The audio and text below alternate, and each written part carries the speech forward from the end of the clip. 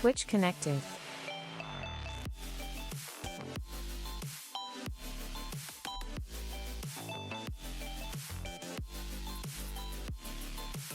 Did Twitch disconnect for some reason? What? Why did it say that?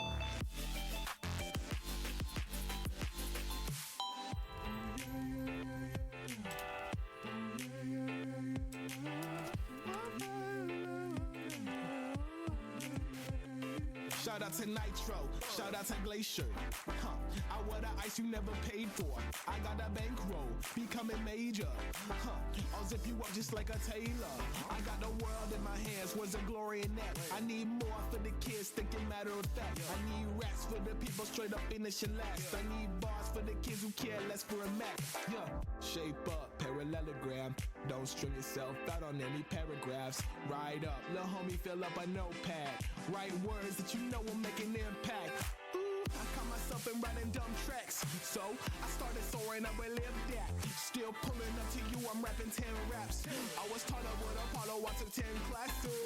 100 people, I done been that. Jesus Christ, GPT's thinking. I got potential, gotta see ya. Yeah, I'm reverential to my leaders.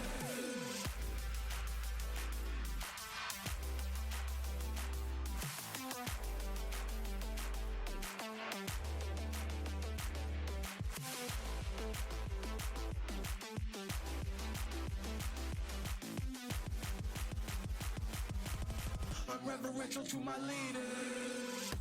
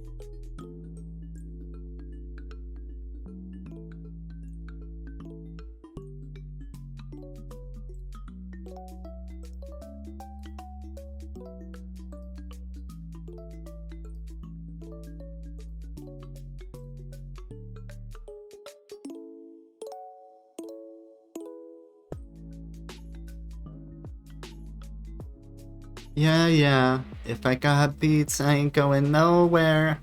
I got it. Yes. You ain't never heard a motherfucker this fresh. I got it. Yeah. If I got beats, I ain't going nowhere. Don't worry about it. Yes. You ain't never heard a motherfucker this fresh.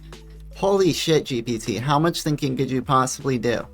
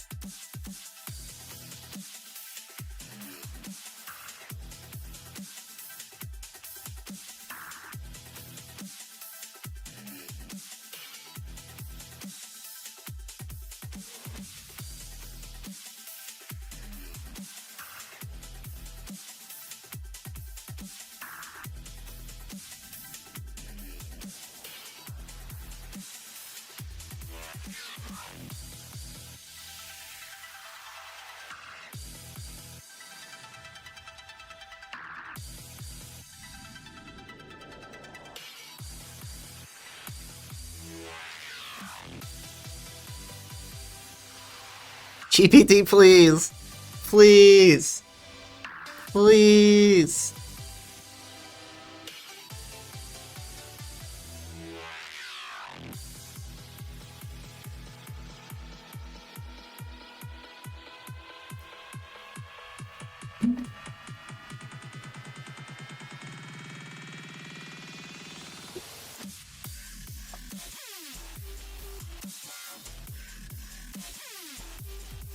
Even your mom's got clacked. Meanwhile, well, my bowl got packed.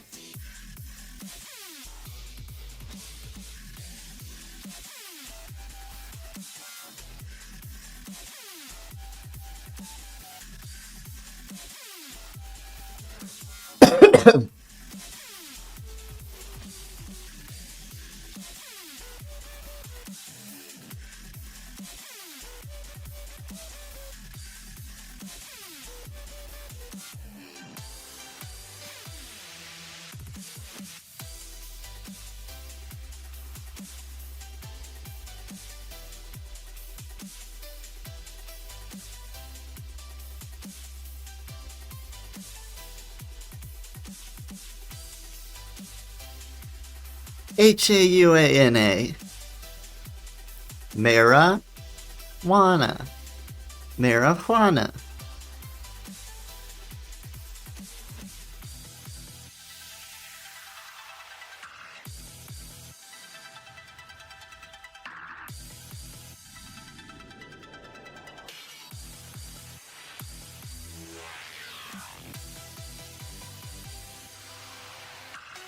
I can be whatever I want to be.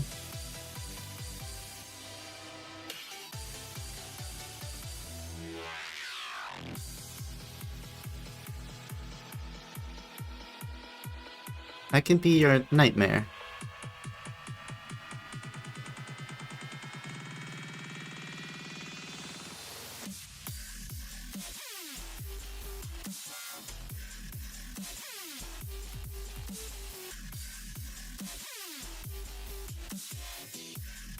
Whatever I want to be.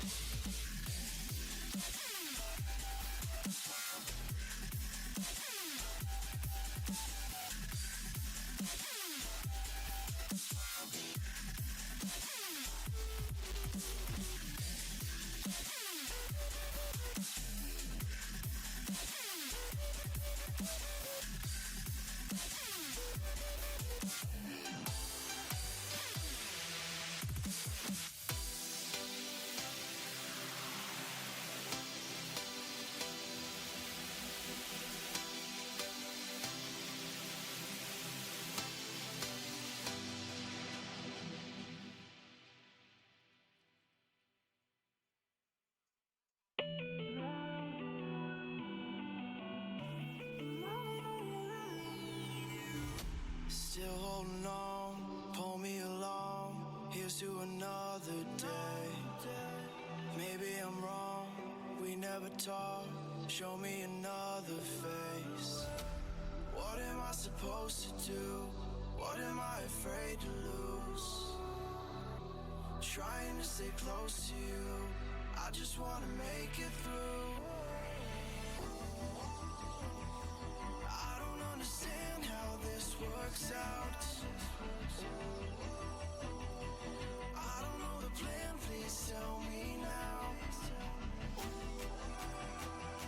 'Cause I don't understand how this plays out. Show me how it ends, don't let me down.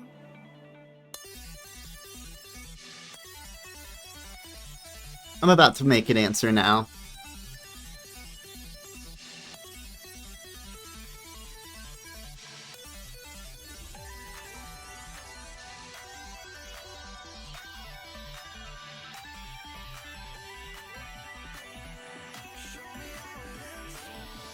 It's been thinking for 20 minutes.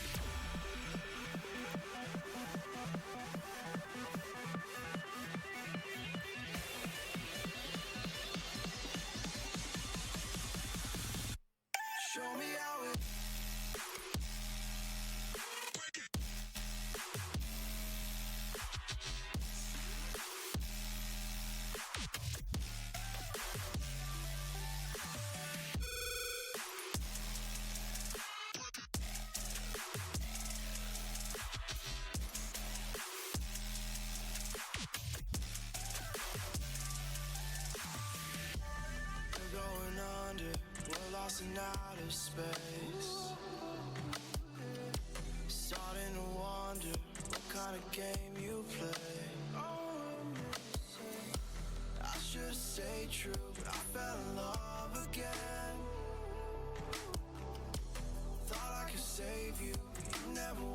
Refresh if y'all need to. Oh, did it crash out? I see nothing about it crashing out. I didn't even see that chat message until now. Holy shit.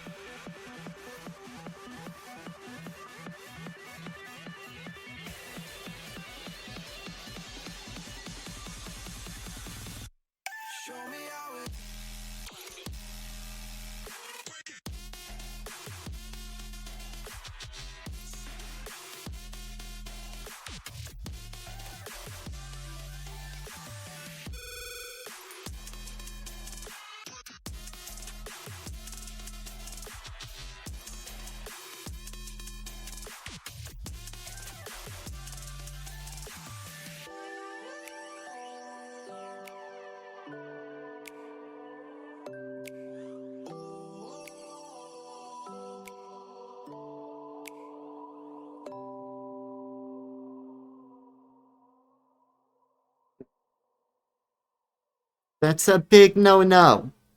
That's a big no-no.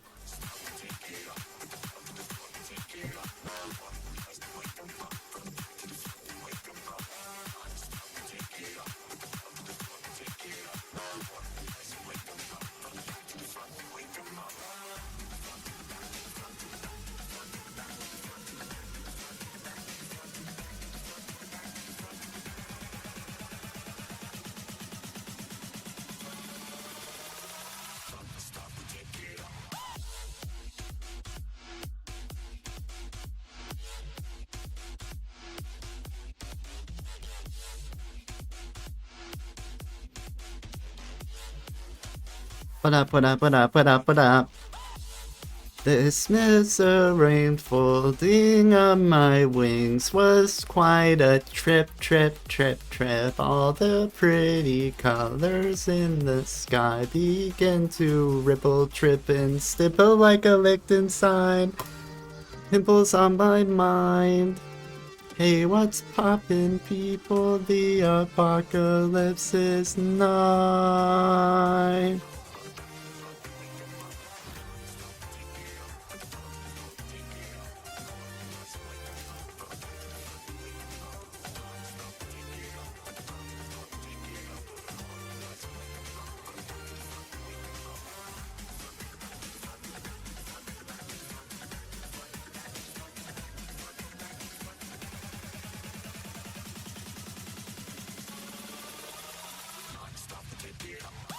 You do what you gotta, Hakuna Matata, Soha. Stream did dip. Why?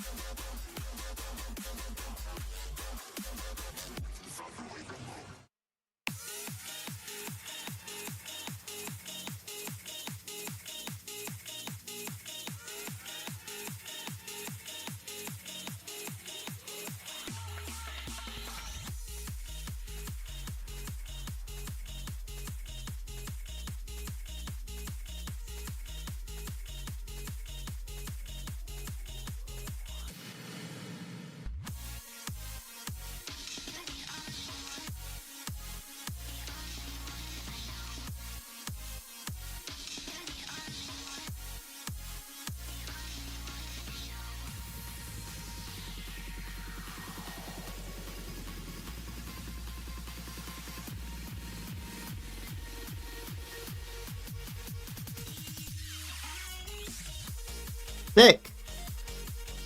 So this now pulls in synonyms. It goes broader. It knows cat would be feline or felid. Kinds, wild cat, domestic cat. Keywords, feline mammal, usually thick, soft, fur, ability, roar, domestic, wild cats. It's all about the data we feed it, and we haven't really done much feeding it data yet.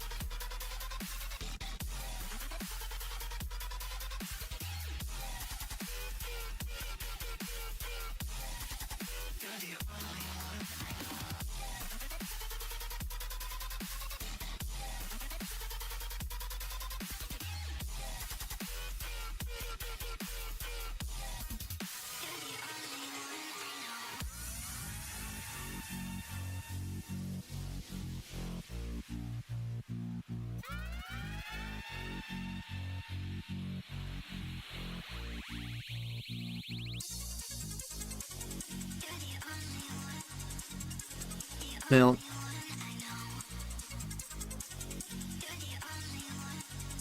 So for instance, when I was doing the jackdaw rap, we can see what bird would have looked like. Vertebrae, craniate, hen, nester, fishy and capital bird, passerine, what the fuck are these birds? Nightbird, parrot, a bunch of types of birds I have never heard of. Airsack, pennon, bird's foot, beakbill, nib, pecker, fowl, hindquarters, croup. He was number 1! Third taken to 0. Neato, welcome in third. We're working on Rapbot tonight. We just made the themes tab, so when I type in a word, like bird is the word. It'll pull in kinds of birds, so hen, parrot, blah blah blah. It'll tell me parts and traits, so, you know, bird's foot, beak, bill, nib, yo, hip-hop, skibbity, hip-hop. That's not how you spell skibbity. Or is that skibbididity? Skibbity. Keywords, warm, egg, laying, vertebrae, feathers. These are just related words. So the themes tab here is supposed to just pull in the things that are around it in general, associated things. I don't know how to write it.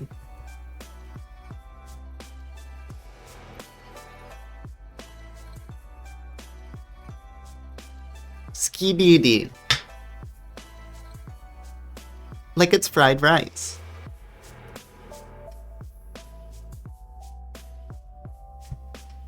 Like it's fried rice.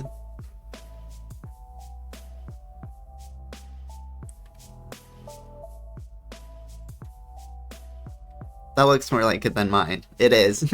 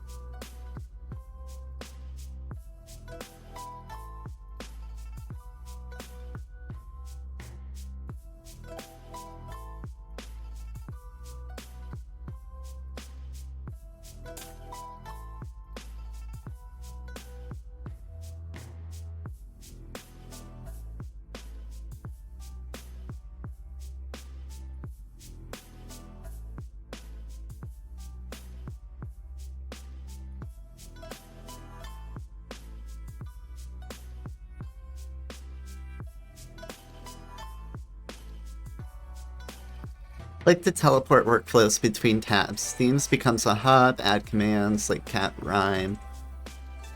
No. Add phrase search as a first class branch.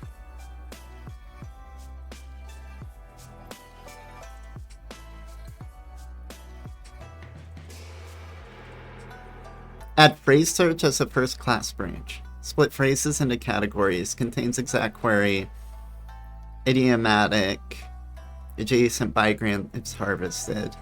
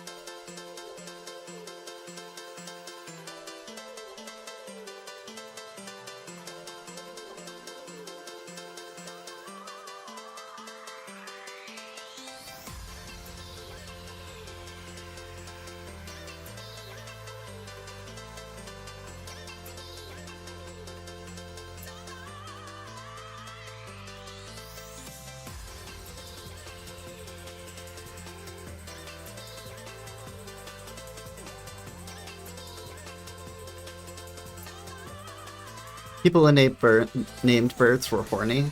What?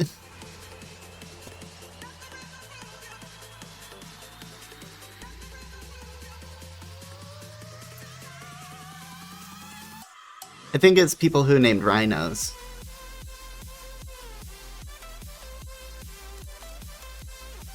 I have a little bit of pizza. I should eat a little bit of pizza.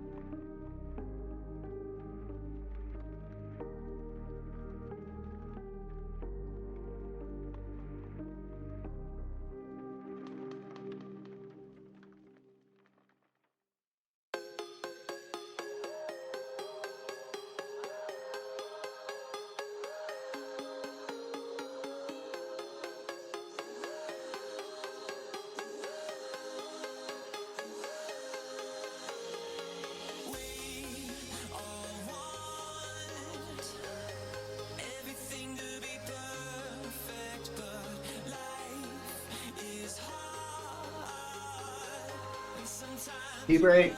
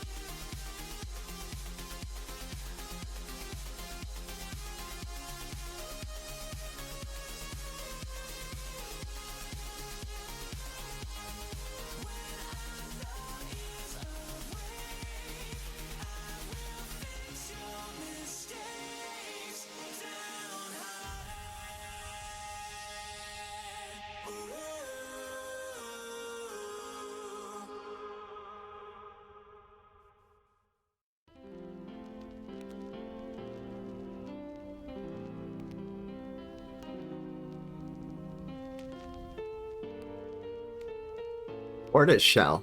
Really? Tomcat, Burmese cat, tabby, Maltese, Egyptian, and okay, we're getting better results.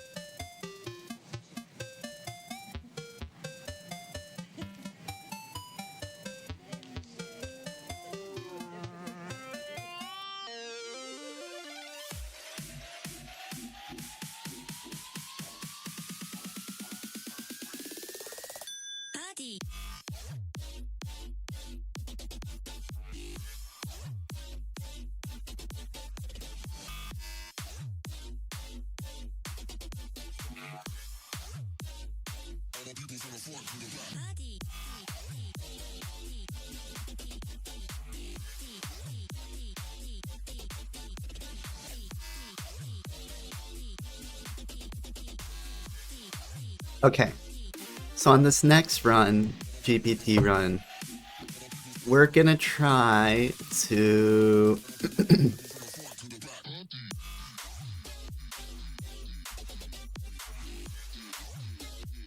we're gonna try and gas out the data.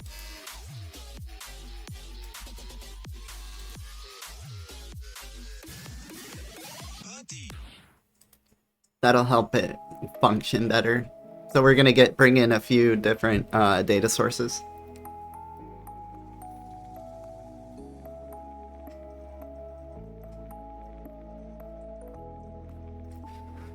So if I promised that mama I would finish college, start chasing profits, sorry ma, I ain't forget about it, but if money evil, I'm hoping that you can see through all the drama, watch me get these dollars, and my ambition burns so hot it's like I'm bleeding lava, haters be pleading me to stop it, I don't even bother, though my approaches seem awkward, I could see it, proper sex, and I just see the fact that I don't need a father, Dom's hotter than a drop of Harry Potter shit, pedal to the metal high level full throttle shit.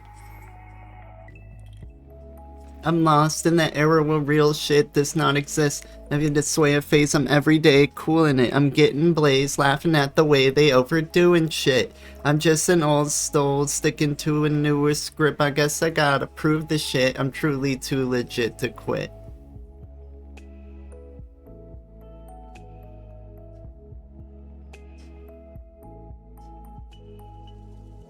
Like to send a shout out to the fathers that didn't raise us, to every old aided now unable to say much, to critics doing dirty in apartment yesterday, and some songs I haven't yet made up. Black crafts when I pay out, bars going hard as an ashtray where I place guts. Shouts to the essays who pay pesos to play us, riding in the barrio, puff puff clothing cushion, huff clothing articles.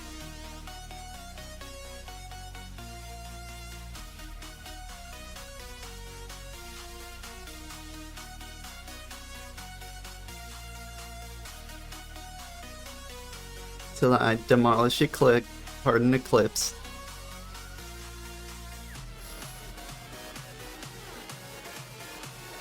Marijuana to split between the two of us.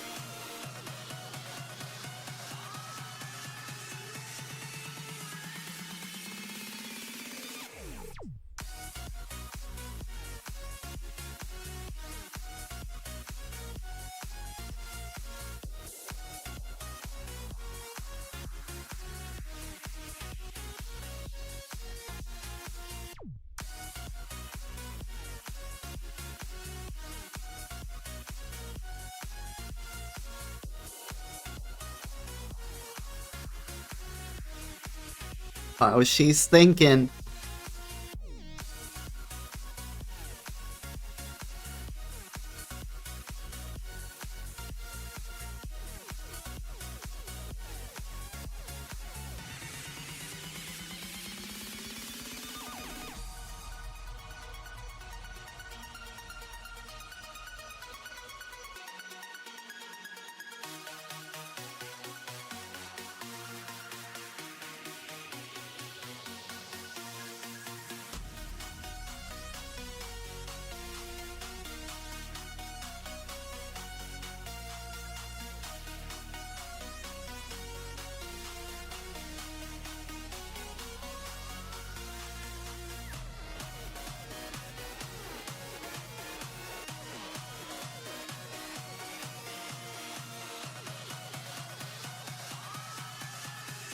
Garbage Volume 2.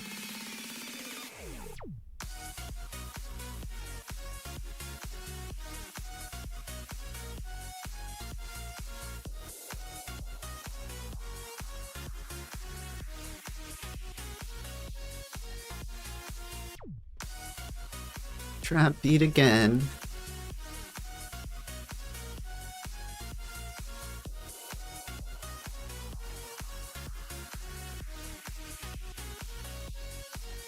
I'm gonna do something real quick.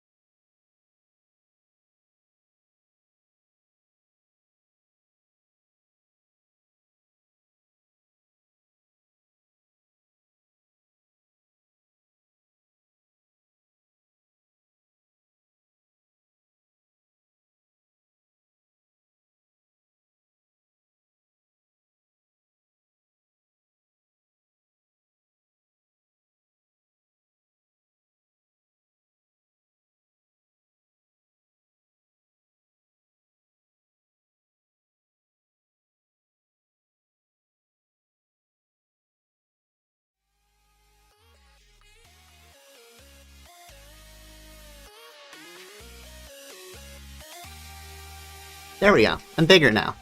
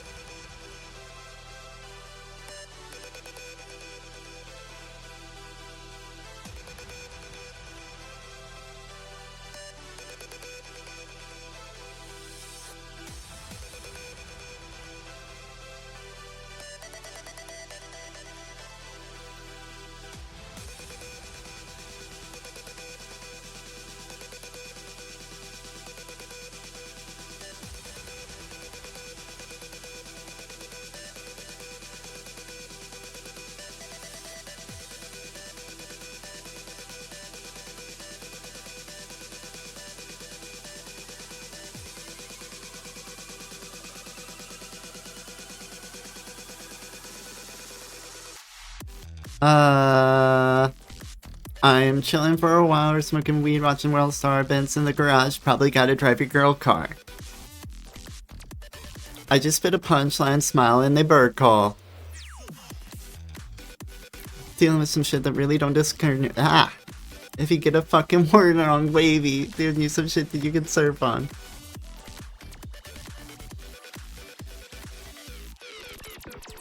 Instead, she turned on to the weed, tell her marijuana, marijuana, marijuana, marijuana, marijuana, marijuana, marijuana, marijuana, marijuana, marijuana, marijuana, marijuana, marijuana, marijuana, marijuana, marijuana, marijuana.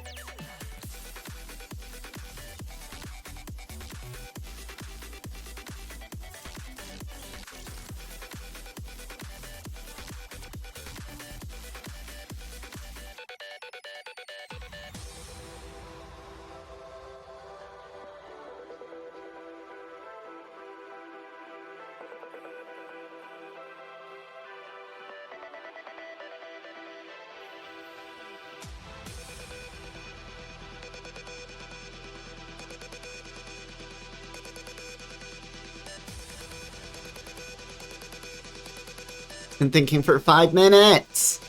I'm impatient. Burn more water.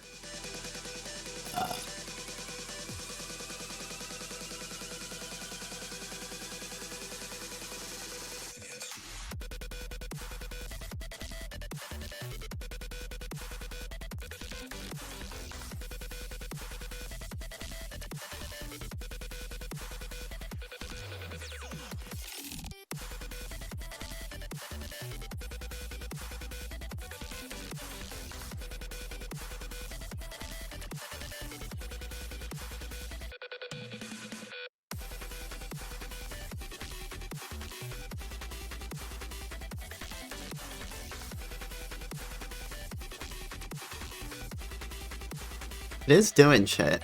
I'm watching it think.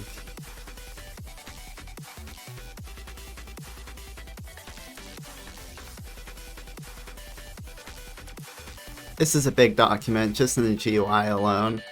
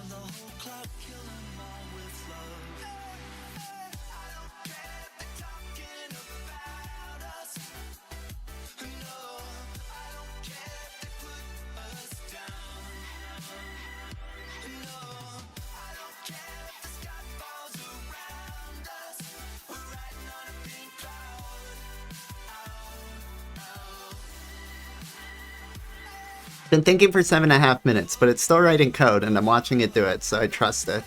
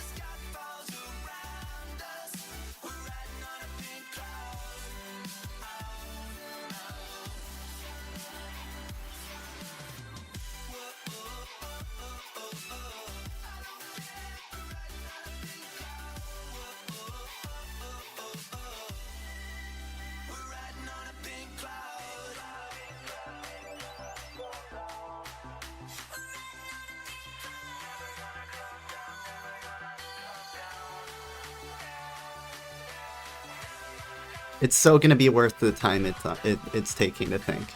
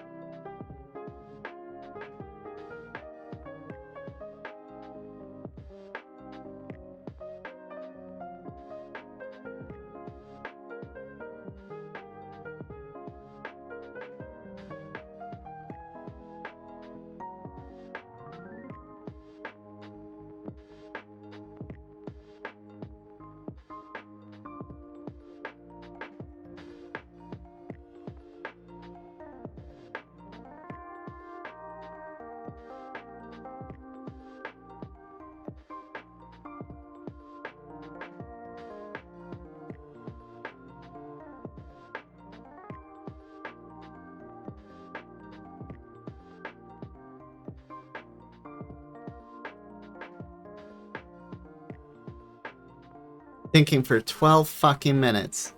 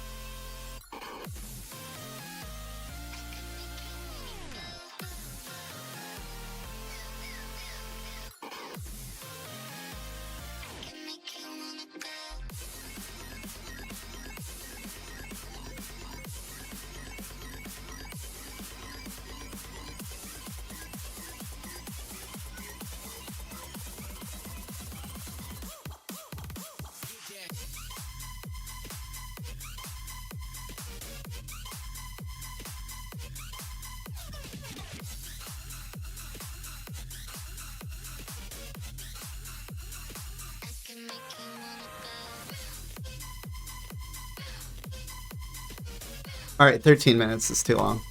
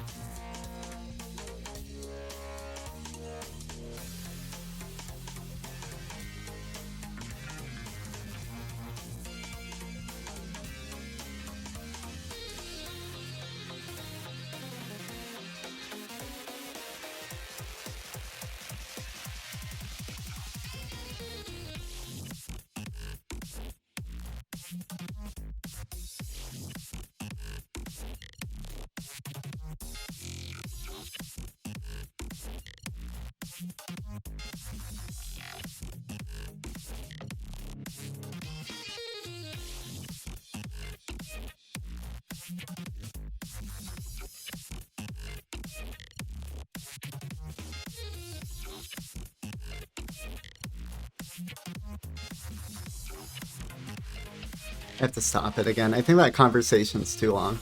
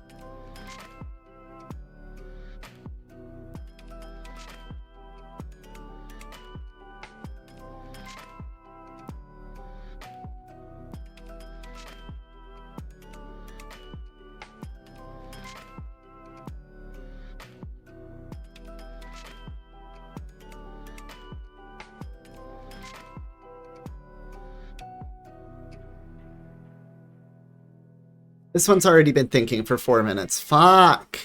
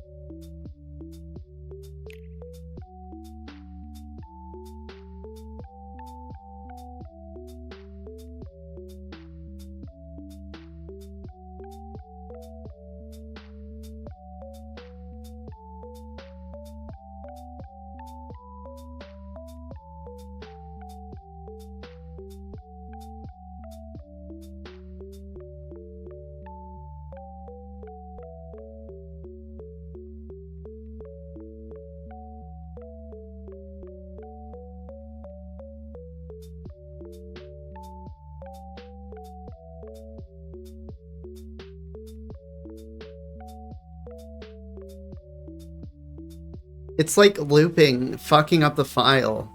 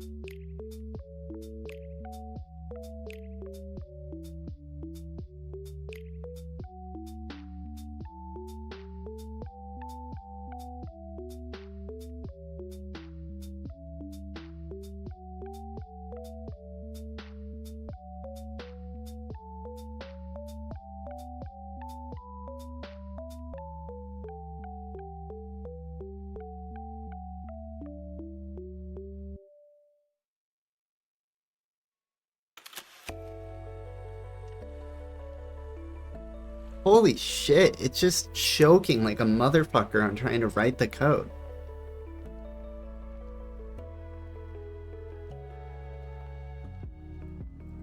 Like something in it is like auto-correcting something off, and then it knows it's doing it.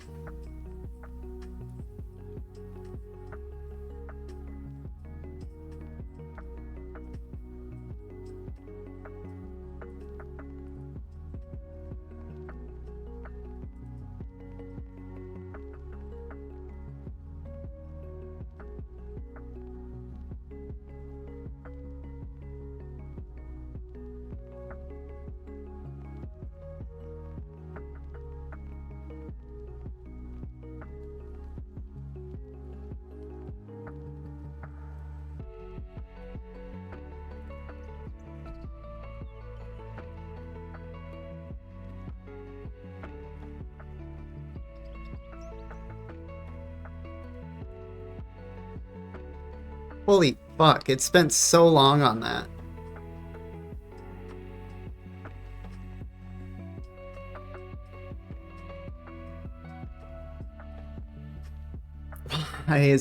Why is it like this now?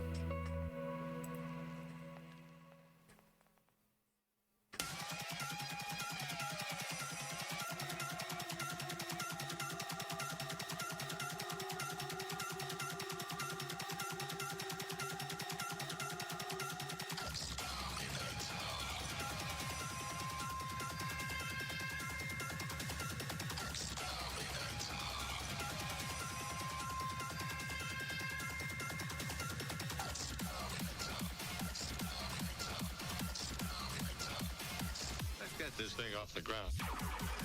I'm dying here.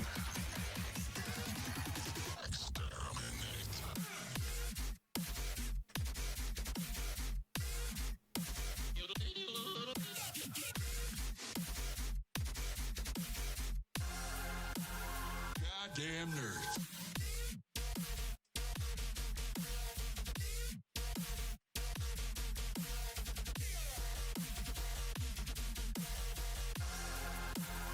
Now, I'm a god.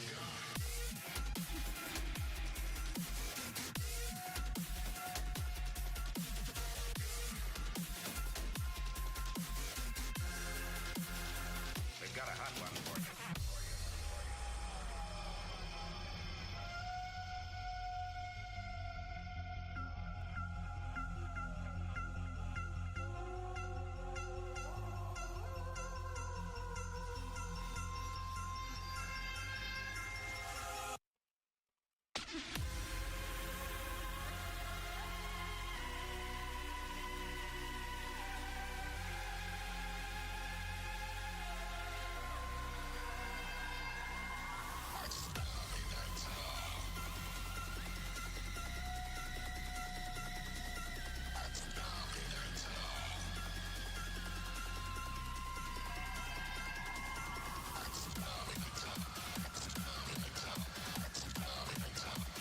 Nothing is over until we decided.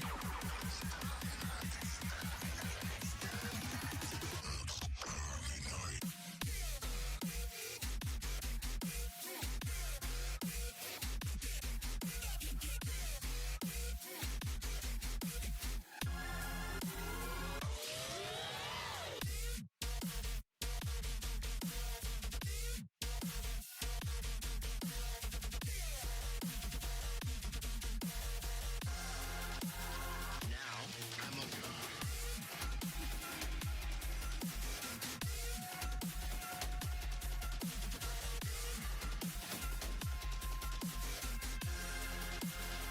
We've got a hot one for you.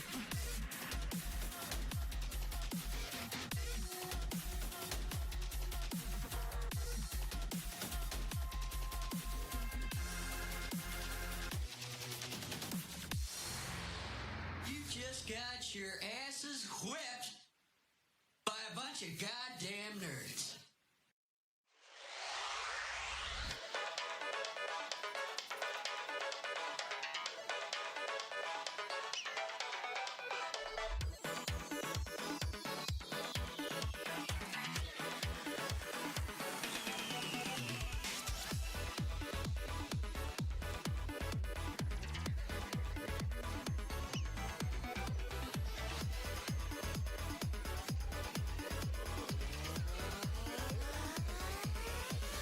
Yo. My crew the best. Yo crew way less. My crew the best.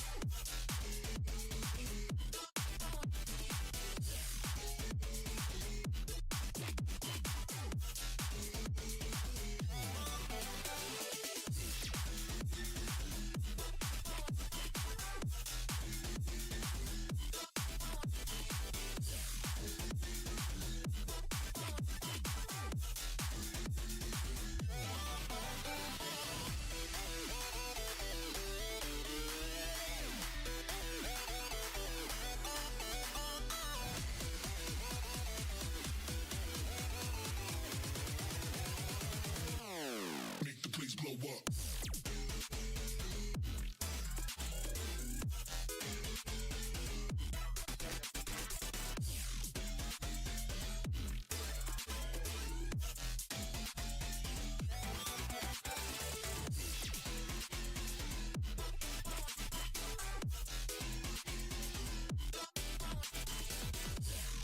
So it's trying to tell me the issue is I said run it. And it thought that I meant run the program instead of ship the code.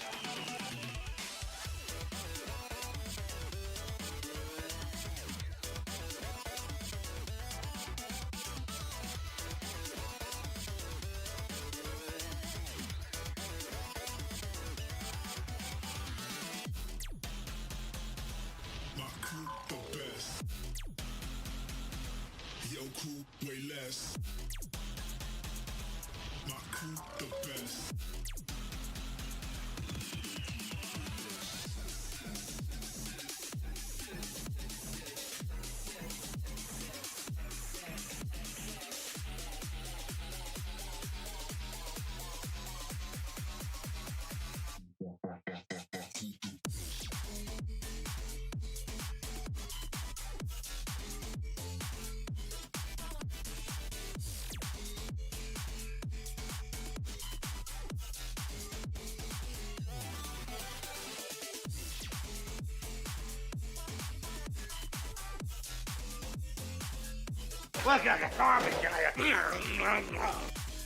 Welcome in, Trippy.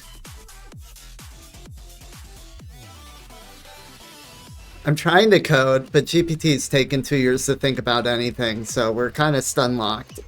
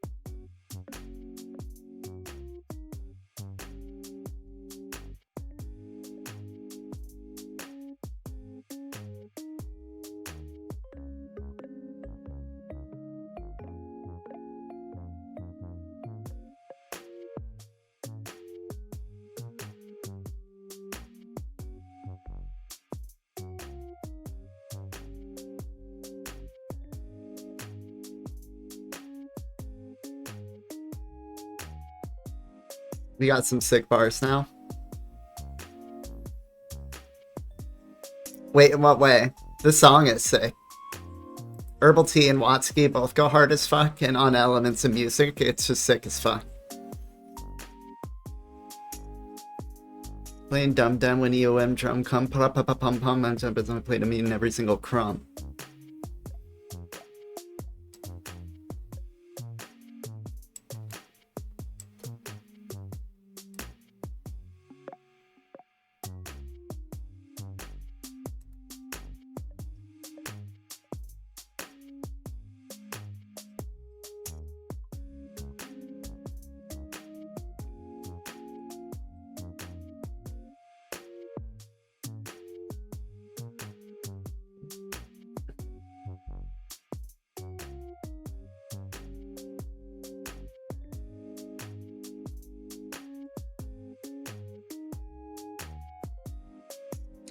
Smooth and delicious, y'all dudes are just bitches. After Vincey's and afterwards, I have them doing the dishes. I move with the quickness, it's not about the jewels or the riches. This is rap, calisthenics, man, I do it for fitness. Yeah, no music business. I know about the YouTube views and the clicks and the revenues for them bitches. I'm using them bitches to purchase something super nutritious. For my family, like salmon, we make stew with them fishes. The MC's about to swim with the schools of the fishes. More than you breakers and markets and darts at your bridges with. Crew in this bitch. For Python?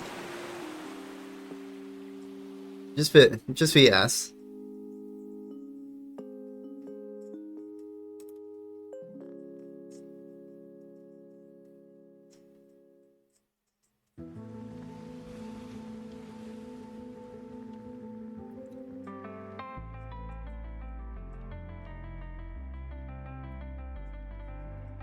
I could show off what we got right now.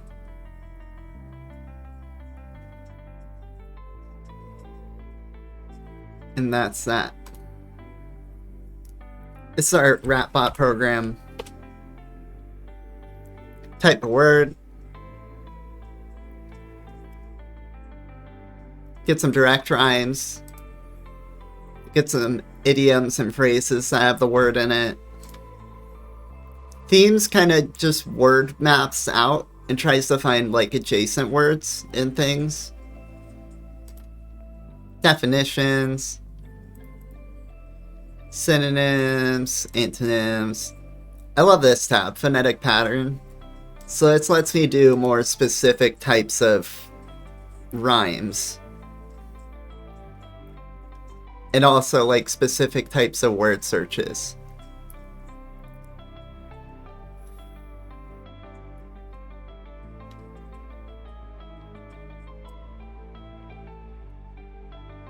So like right now I could tell it anything at the beginning, still do the ass sound, and then give me a hard consonant.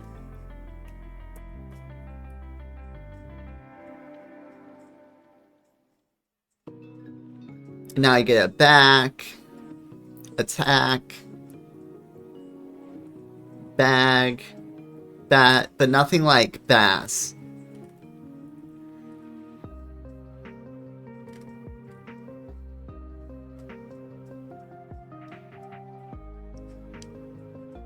Ah. What the fuck? That's so cool. I love it. But we need to pull in more data for it to be able to use. Right now it's kind of poopy because it just doesn't have enough data. And the project's getting too big, and GPT is spending like 15 minutes thinking of a response to me. So I can't fucking get it to expand outwards or like do any big movements, I don't think. And what it's working on right now is a data set improvement. So it's trying to program a lot, and it's just fucking me up. So you could write your own rap music based on your project? I've already used it some.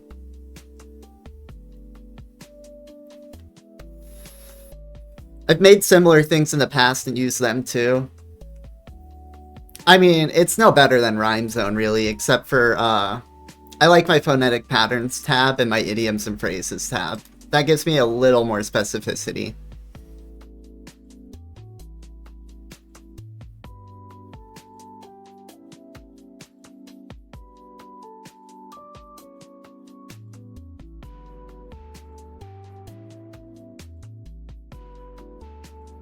That's wild. Thank you.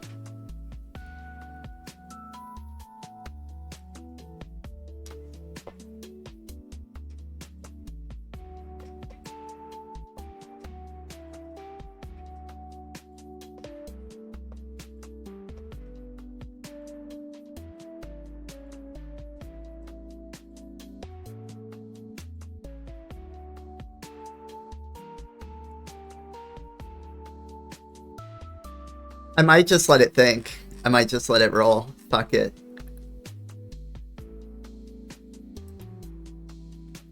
I wonder if it finished this ever. I've let it go for 17 minutes max before I stopped it. I might need to just let it keep going though. We're 9 minutes in right now.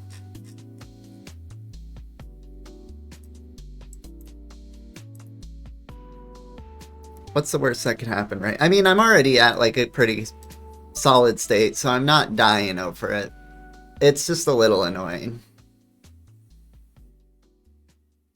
This is still good enough to be rather usable.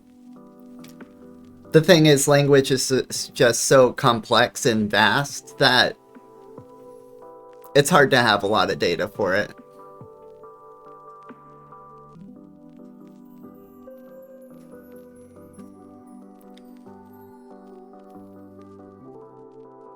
Like, this isn't gonna find slang, for instance, unless it's like 1920s slang.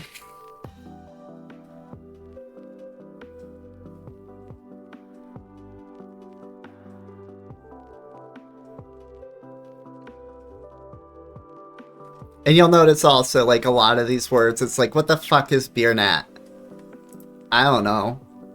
Cadge? What?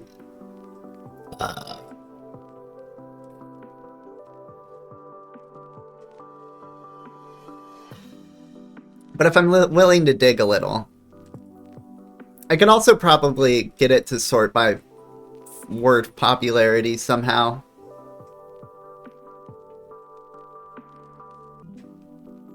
Alphabetical here is fine.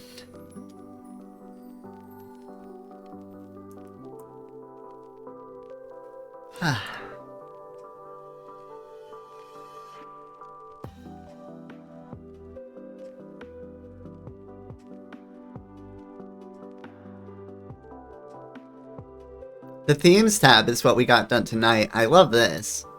But this really needs more data to really go off.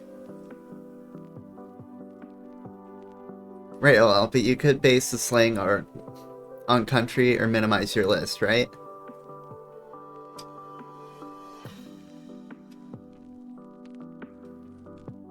I'm not really even thinking about other countries or because I feel like that's thinking about other languages and I don't. I speak English exclusively.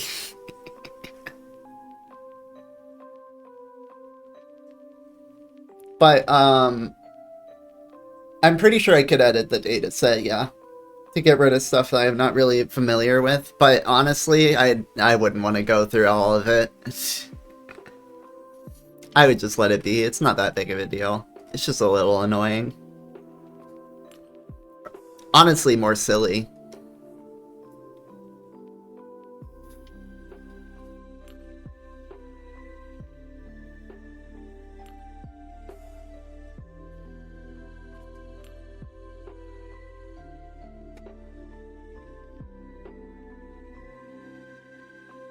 Oh, it stopped bringing in vertebrae and brings in carnivore now. Interesting.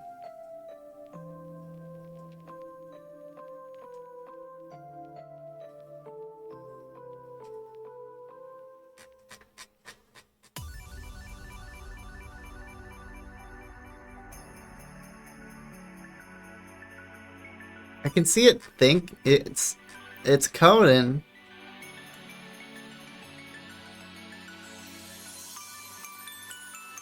It looks like it has direction in the things it's saying, like it's going through a process.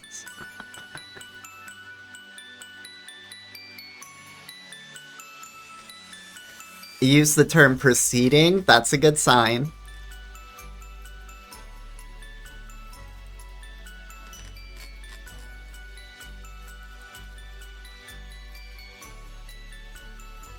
It's gonna have to edit like a good handful of files, make a new file. It's rough. I'm beating it up on this one.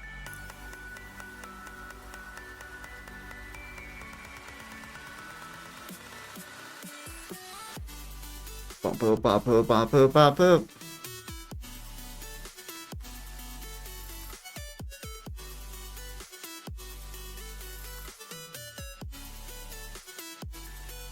The magic is black.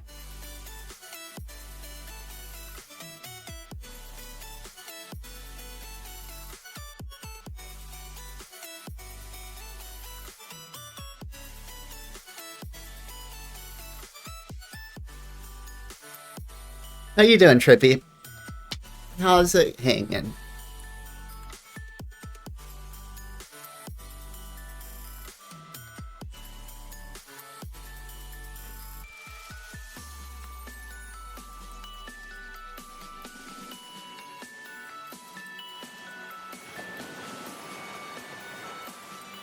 You ever just be playing a video game and suddenly it becomes a horror game?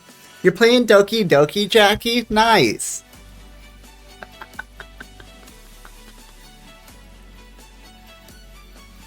Welcome in. I'm playing Cyberpunk.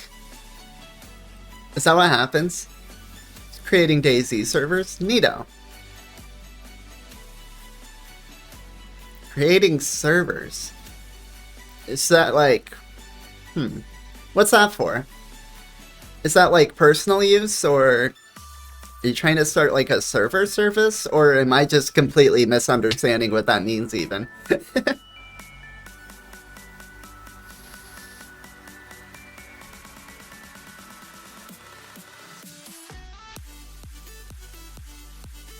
Jackie, we're just working on Rapbot. Oh my god, it responded after 15 minutes and 33 seconds. Holy fuck.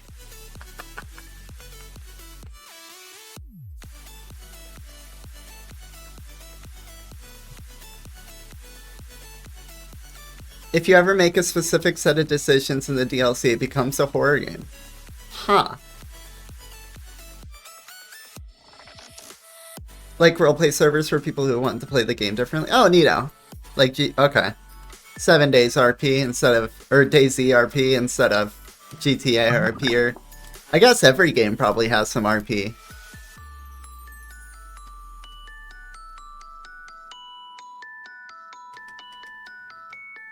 Hell yeah.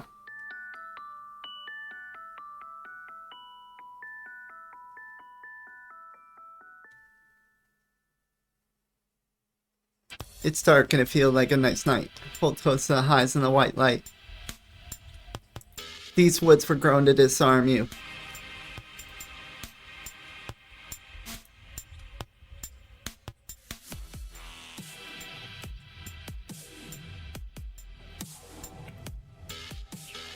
It wrote 5 new scripts.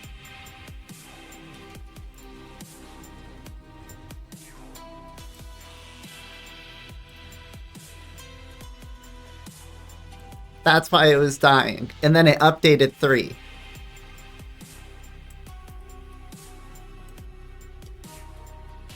We trust it when it thinks for long times now. We're gonna trust it.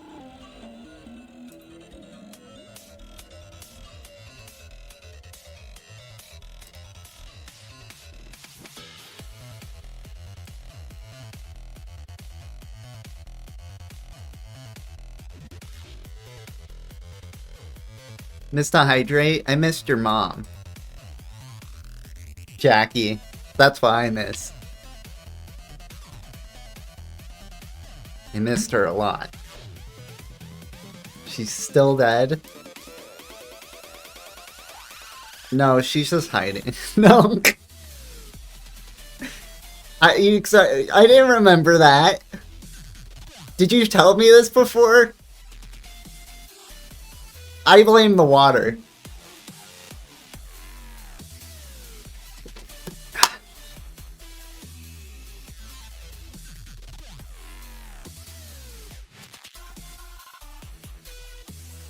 Plus, you know how many people already say that?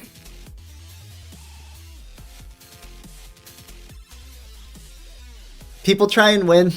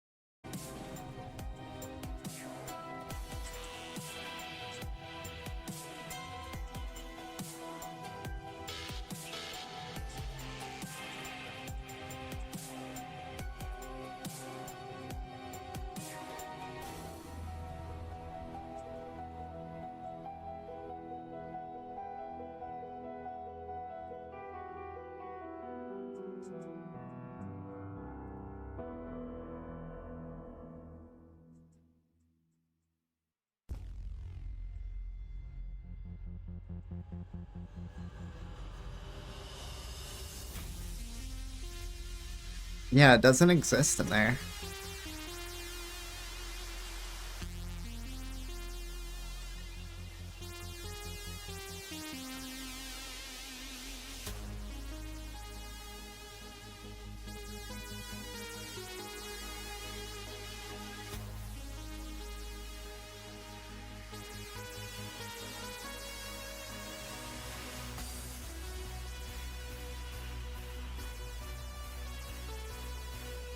Oh, I'm dumb.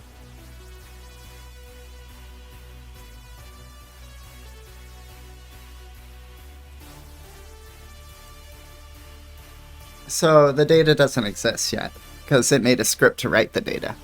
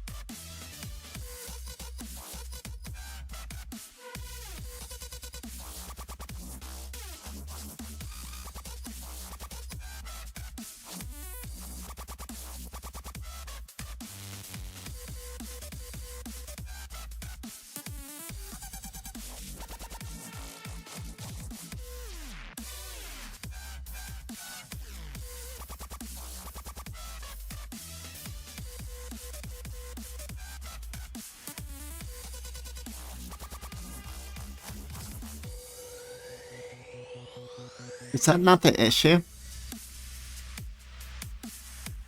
I'm just gonna feed it the error I ran into.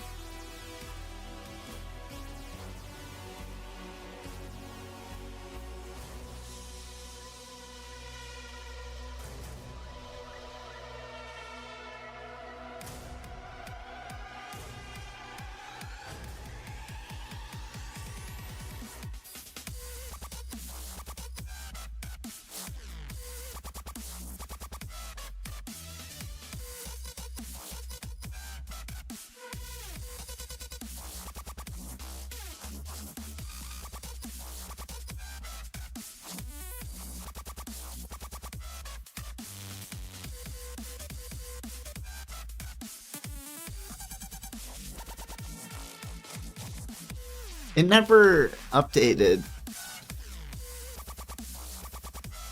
GUI.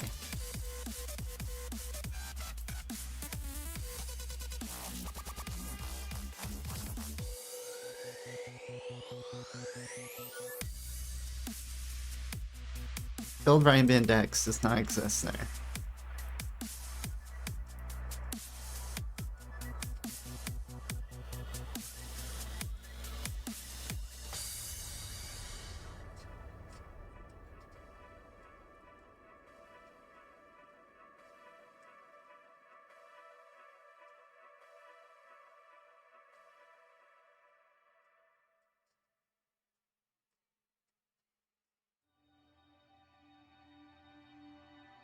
Just replace my phonetics with this other one? Okay.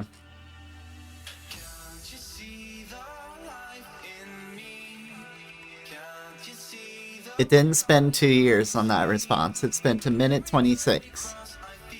Base.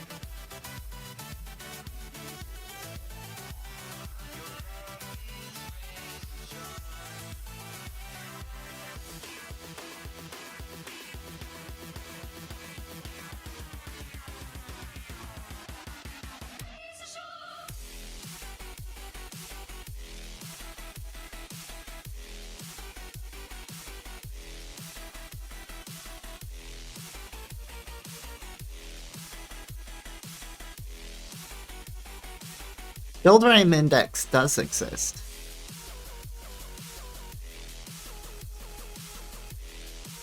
That's not what it was. Okay, find words by phoneme pattern.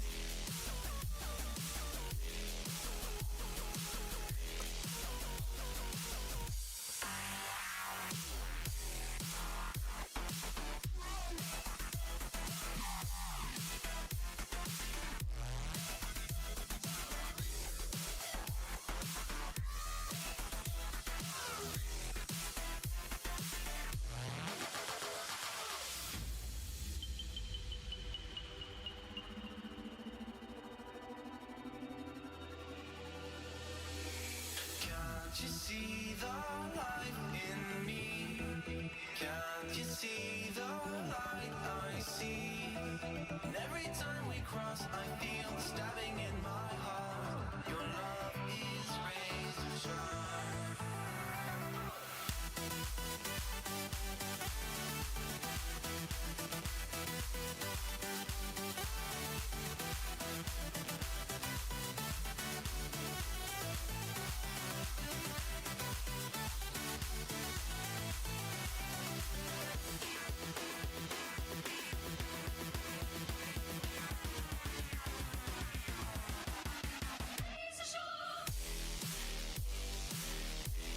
Rewriting phonetics again.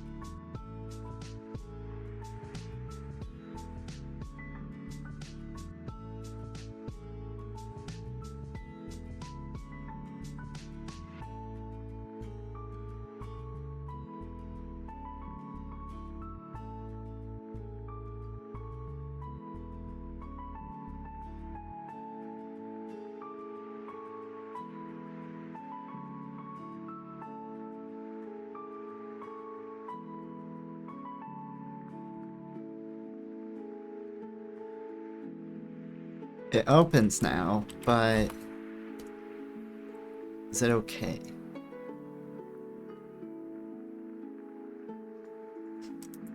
Errors all around.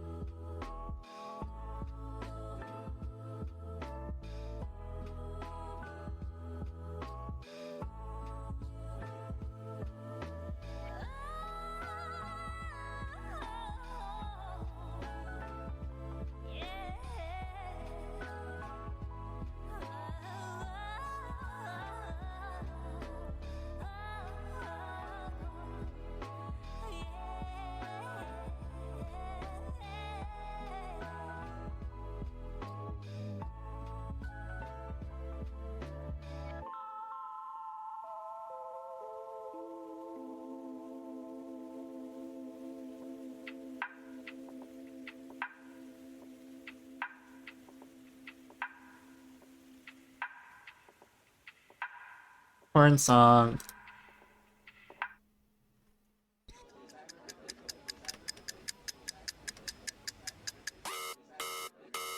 What time is it? time is it? What time is it? What time is it? What time is it? What time is it? What time is it? What time is it? What time is it? What time is it? What time is it?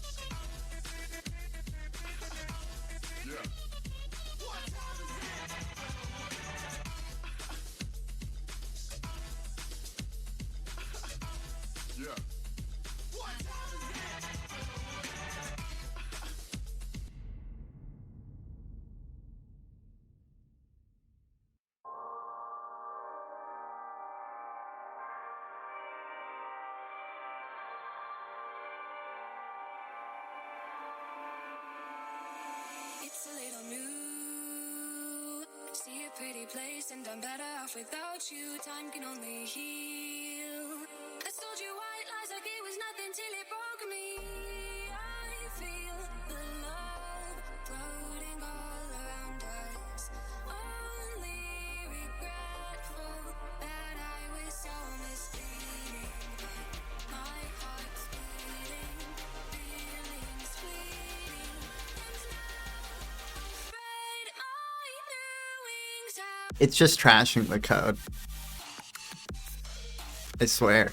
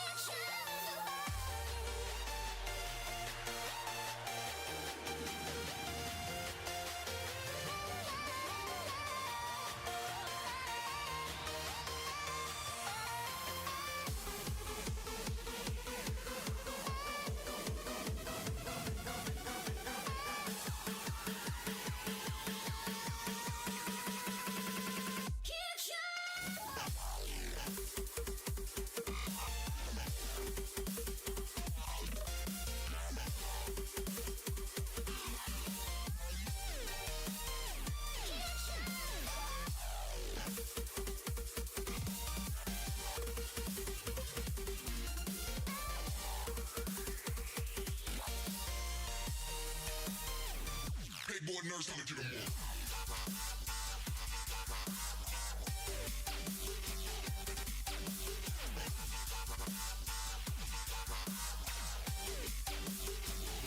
Living life for the next drop.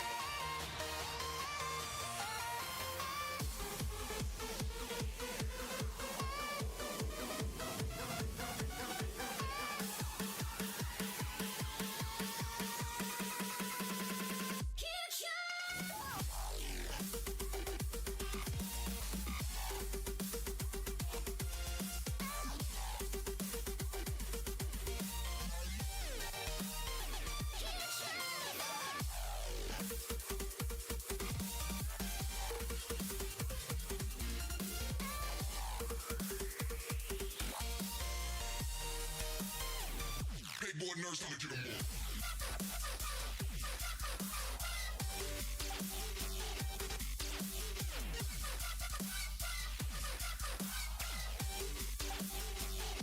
Living life for the next drop.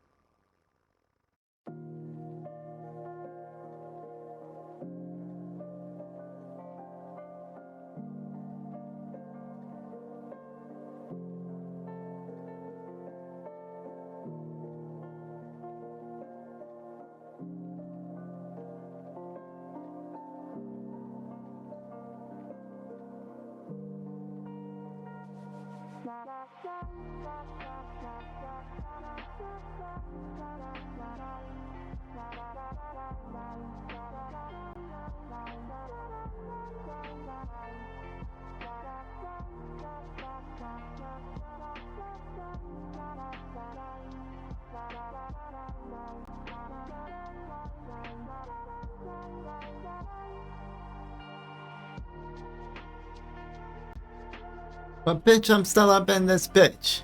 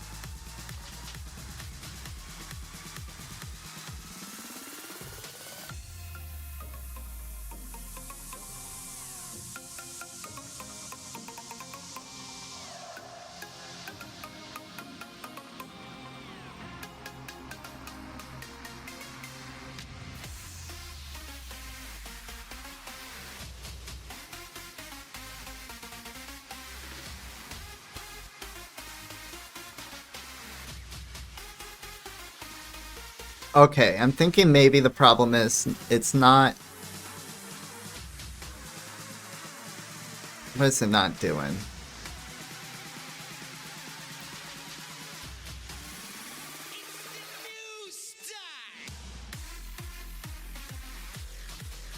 It didn't update my GUI ever. It gave me a bunch of other programs. Or, fuck, yeah, like, a bunch of other scripts.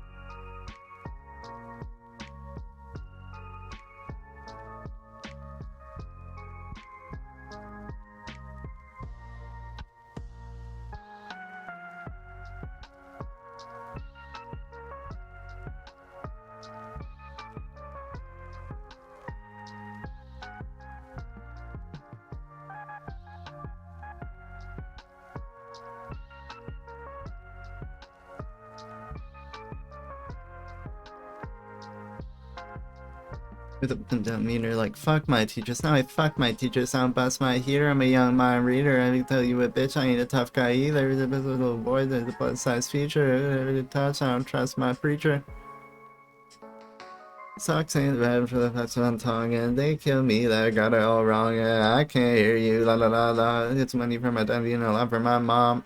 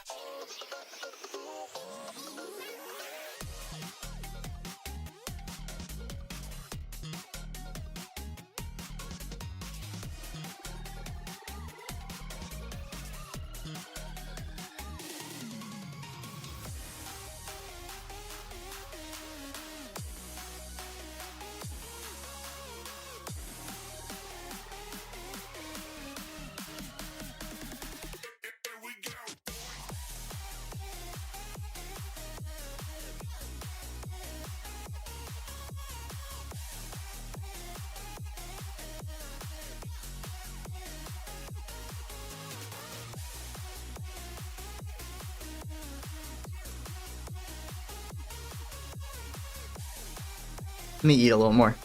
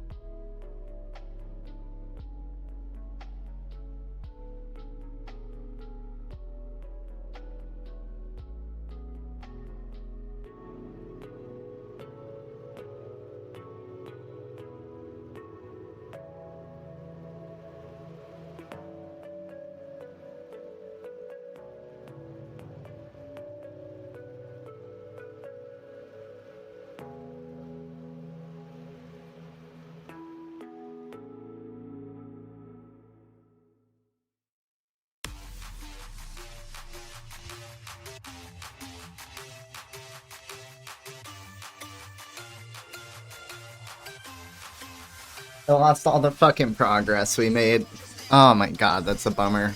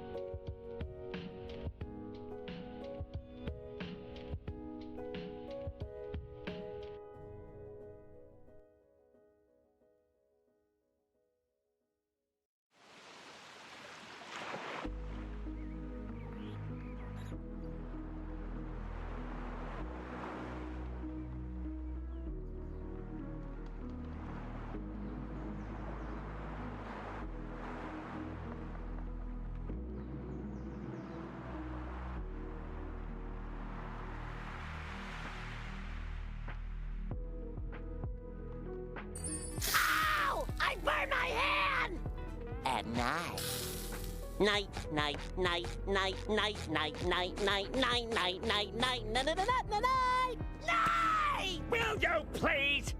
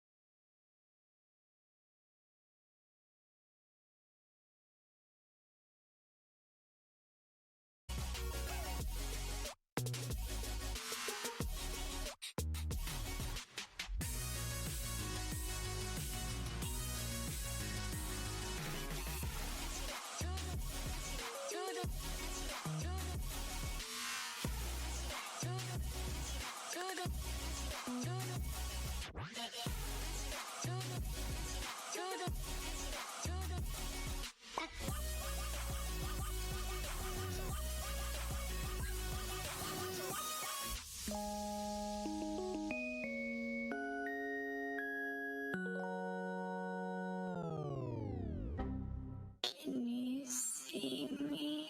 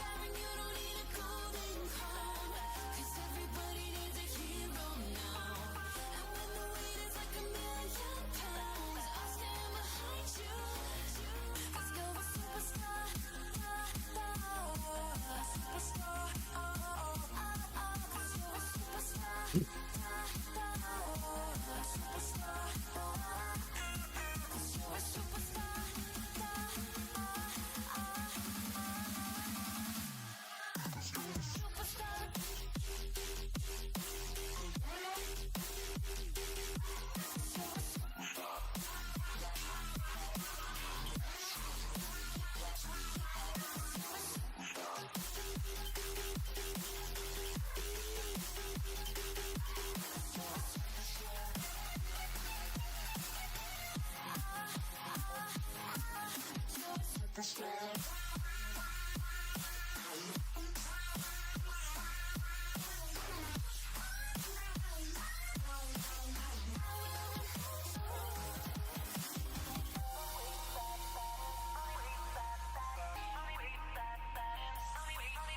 the superstar and you don't need a golden crown, 'cause everybody needs a hero now. And when the weight is like 1,000,000 pounds, I'll stand behind you, 'cause you're a superstar, superstar, 'cause you're a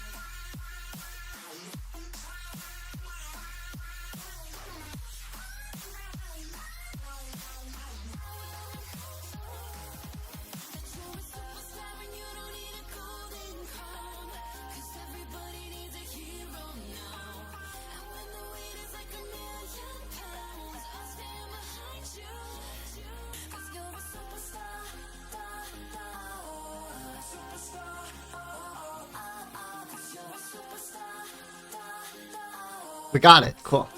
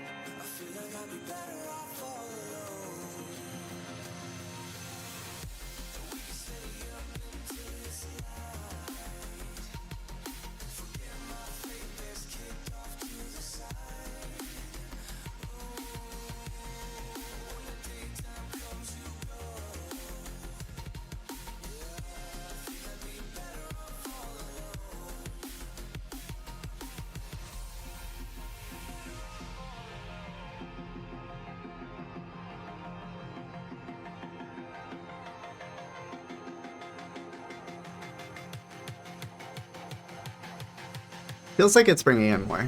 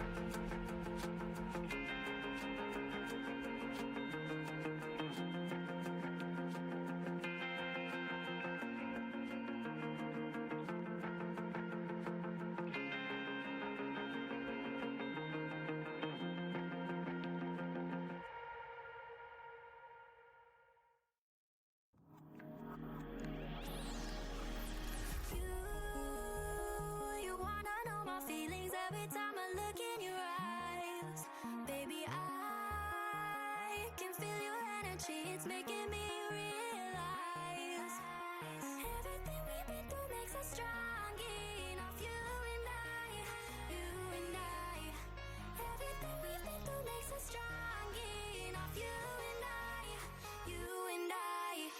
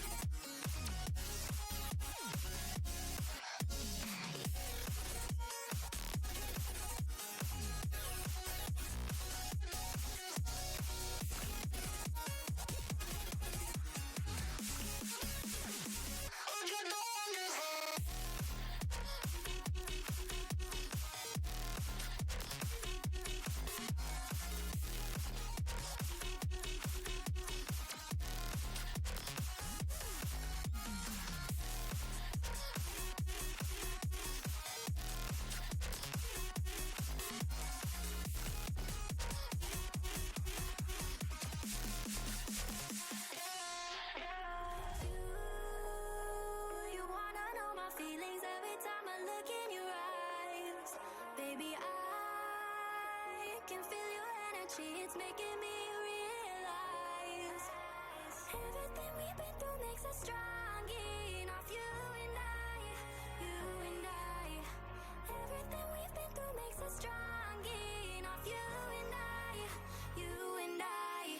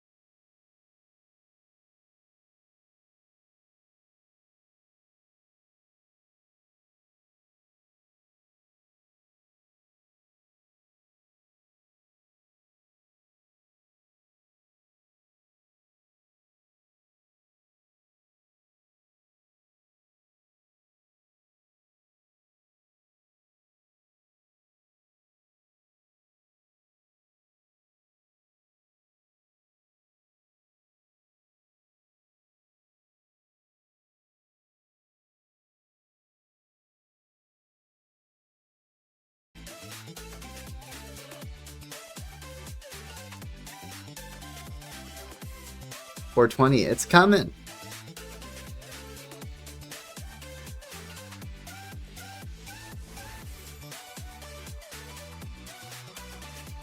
$30 has been jamming along. I ain't been saying much.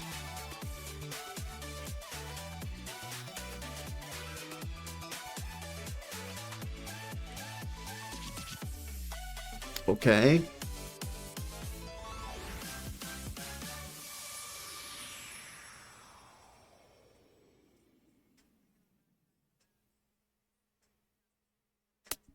Been stuck working, sadly. Rip.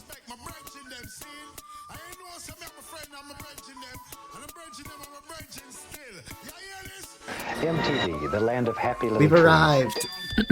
Happy 420, y'all.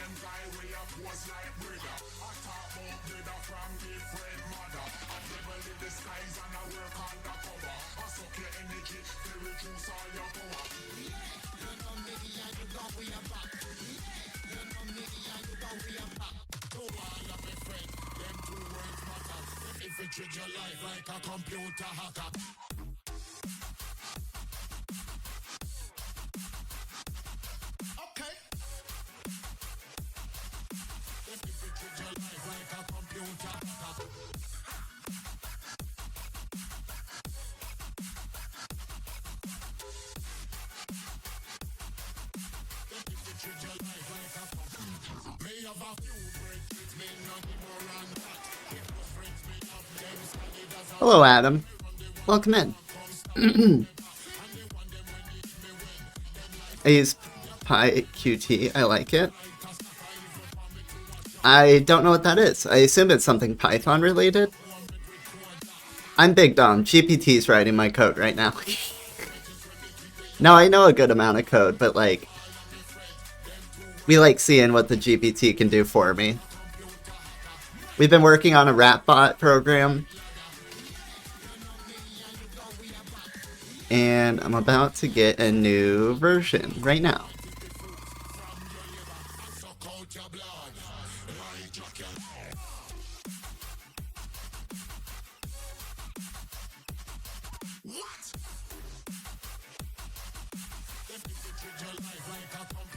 Cool. Okay, so what I just got added was this filter part, because I want to be able to just like specifically filter on search results in the rhymes tab. So I can be like, okay, but it has to contain C. Okay, cool. And that'll help with, is it assonance and consonants? Trying to get the same sound out a bunch.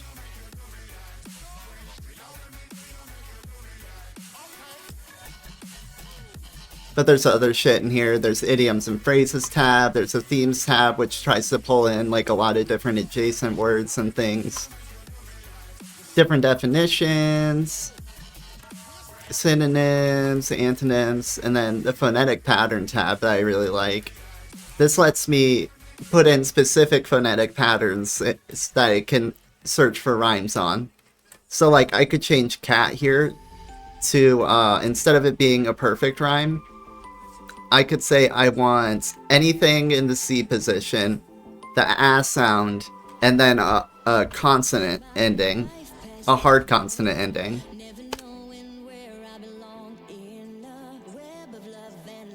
And then I get ab, back, attack, brash, brack, or bratch, not brash. Oh, that word queue application. It's from a library called PyQt. Oh, no shit. I'm in there and I don't even know it. Awesome. It's fun. I like it.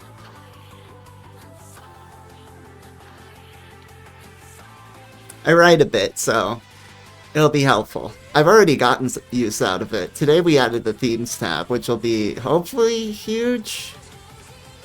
It seems pretty good, but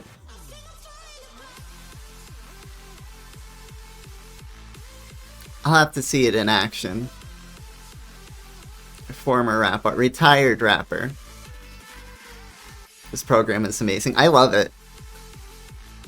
I think right now the issue is it just needs more data.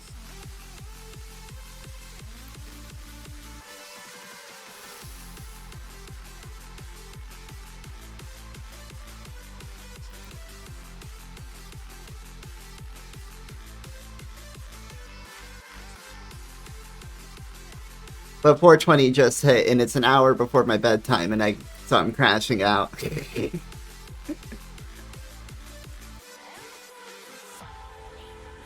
We almost lost all of it because GPT had a fucking meltdown.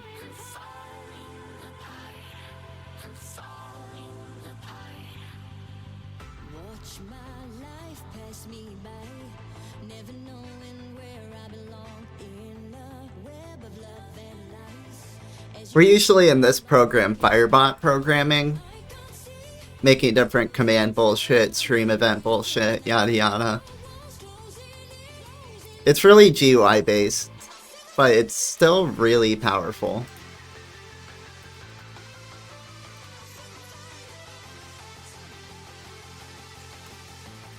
That's what we're usually doing, but it's Waveform Wednesday, and chat voted for me to work on the Rapbot program, so that's what we started doing.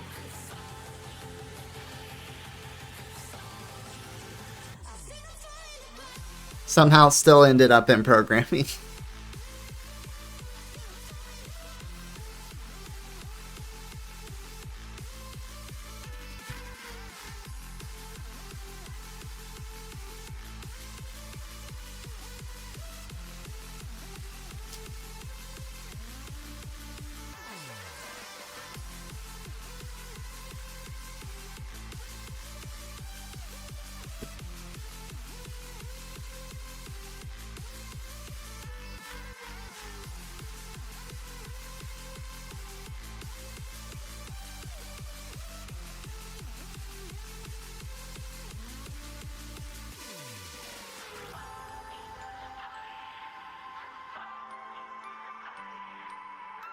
What are you working on, Storm?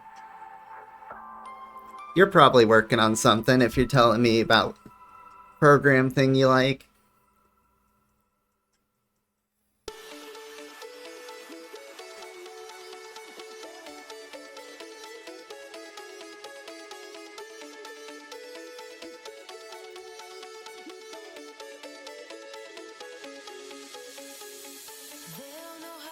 Wait, JK, I am hardly...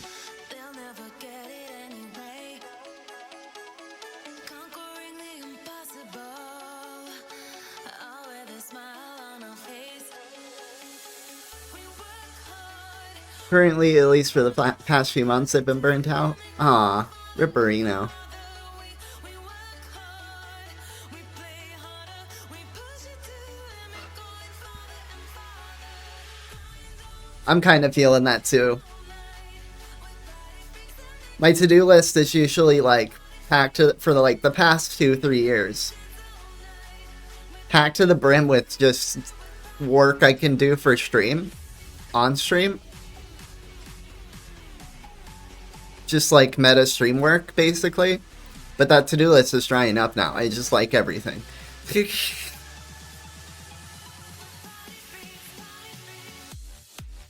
It's an infinite to-do list. It is. And it's like every time you hit one, it multiplies. There's an ending for me for me now though. I'm the trash man. I'm the trash man.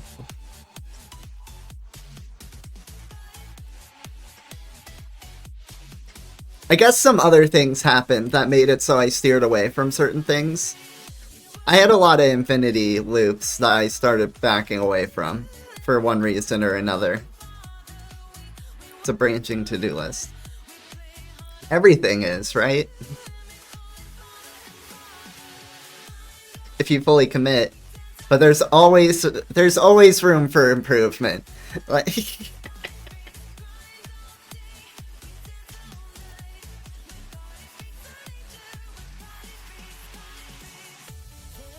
and improving and improving and improving. Oh, cool. 3-stream streak? Or is it fucking... Did tonight count as 2 streams? This is fucked up.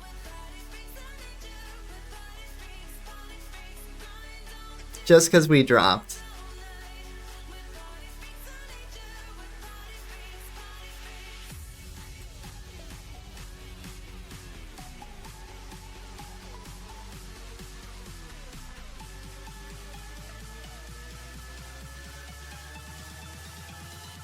I'm not sure. I bet it is. Nah, it might not be.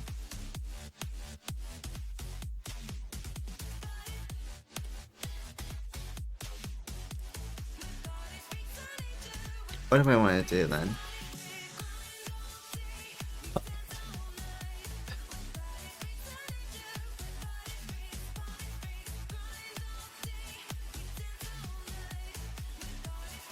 We gotta do something music related. You guys want to vote? I'll give you guys the vote that I gave Discord earlier. My shit was wildhood. Cause I can smile good. I don't take shit personal. I don't get jealous. Ah. You can misspell it. I ain't with yelling. I ain't even mad. I ain't screaming, catching feelings, or breathing bad. Yeah. My favorite phrase is so what, I'm stone cut, I'm bad to the bone, no need to blow up. It's the calm before the storm or something. I ain't cried since 94 or something.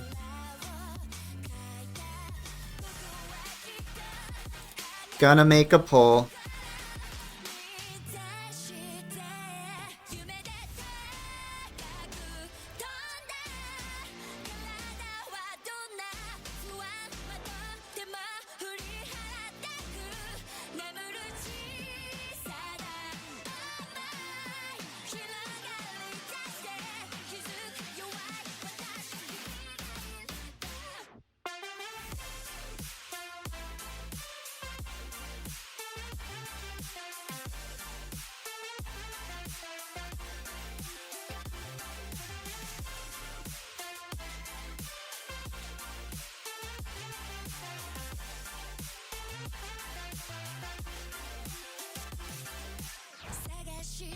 There we go. 3-minute poll.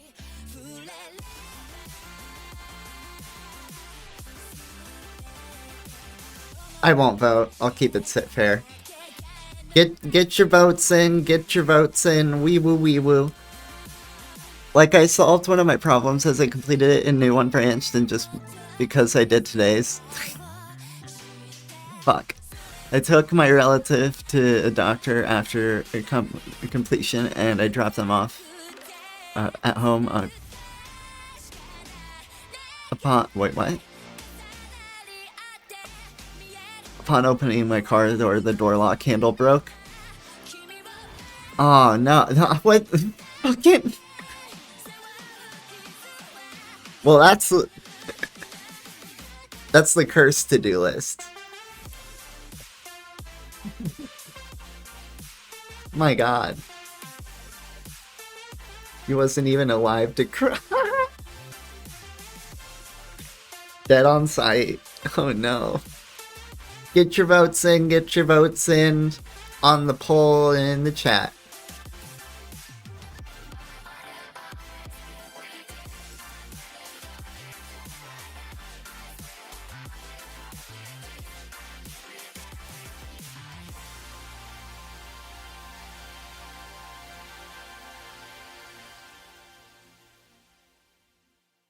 I have a new side quest. Learn how to replace a car door lock and find time to replace it. Fine.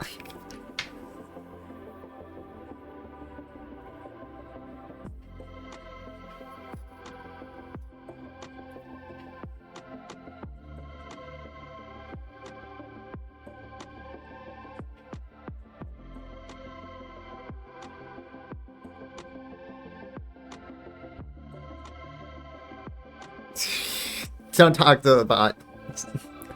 It's not worth it, Adam. You don't want it. It's dangerous.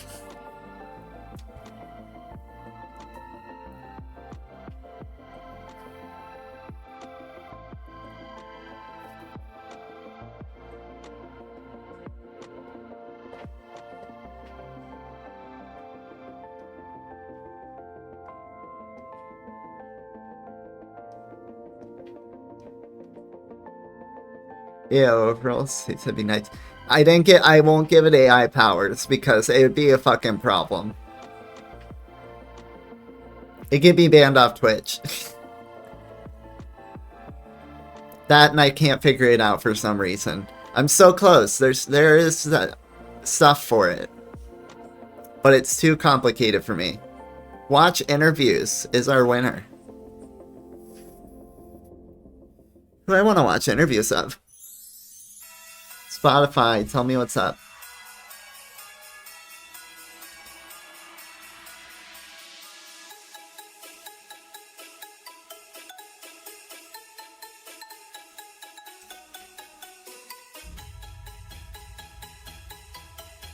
Steering towards rappers is probably good.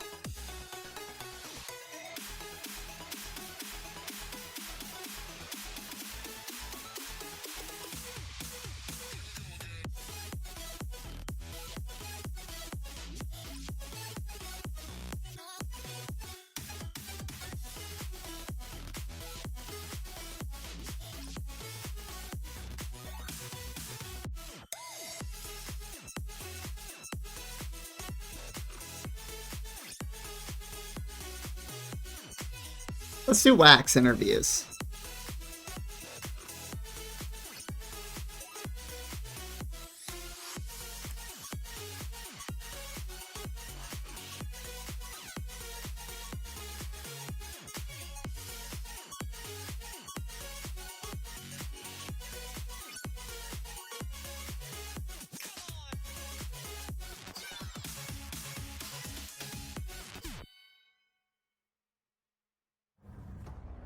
When you're alone, wondering what could set you free. Got no one to call. Just know that don't make you incomplete. And if there's no one to love, and all that you can hear is rain pouring down, you feel there's no holding on. Let the music heal your pain while the rhythm takes you in.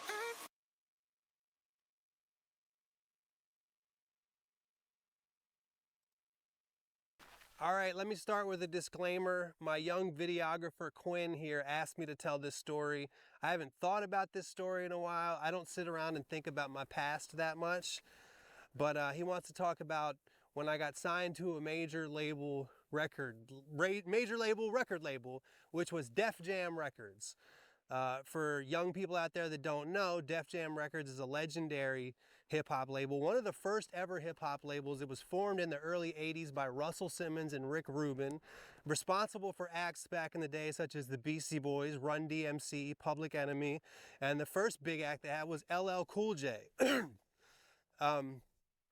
in the 90s, they had a bunch of people like Redman and Method Man. They had Jay-Z, DMX. When I got signed to them in 2011, they had, I think, Rihanna and Kanye West, probably Jay-Z, and they're just a legendary hip-hop label. Most people will just know who Def Jam is. I don't know, but some people might just know Rick Rubin from being like a fucking record label Zen guru guy, record music business and general lifestyles and whatever the fuck Rick Rubin is now. I don't know what you would call him. But he once founded Def Jam Records. He actually made the logo himself. Def Jam Records started, the first Def Jam release, I think, from what I remember from an interview somewhere, was actually his punk rock band.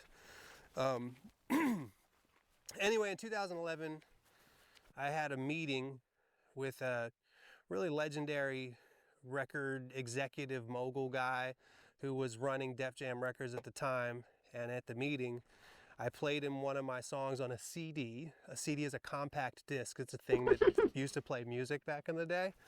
I played him a song on that, and I played him a song on my acoustic guitar, my song No More Love Songs. And this guy was, he was like, man, you got it. You got it, man. You're it. And then within the next couple days, I signed a record label deal, and it was really good money. Dude, at the time, it was insane money because I had never seen money like that. Sorry about that. Some people passed us on the trail. It's raining a little bit. Is that okay?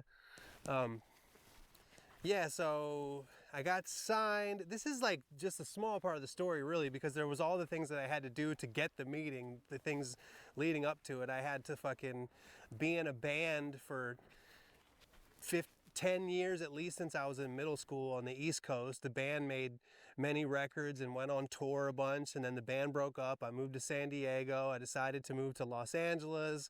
I started making a ton of YouTube videos and independent music, and I found a manager, and then I got another manager. I had two managers at the same time, both of which worked at Interscope Records, and we had all these meetings, and then one day we had the meeting with the big shot, and the big shot liked me. And that's like, you know, that's a little bit of the story of a really long story. And yeah, so I got signed to Def Jam.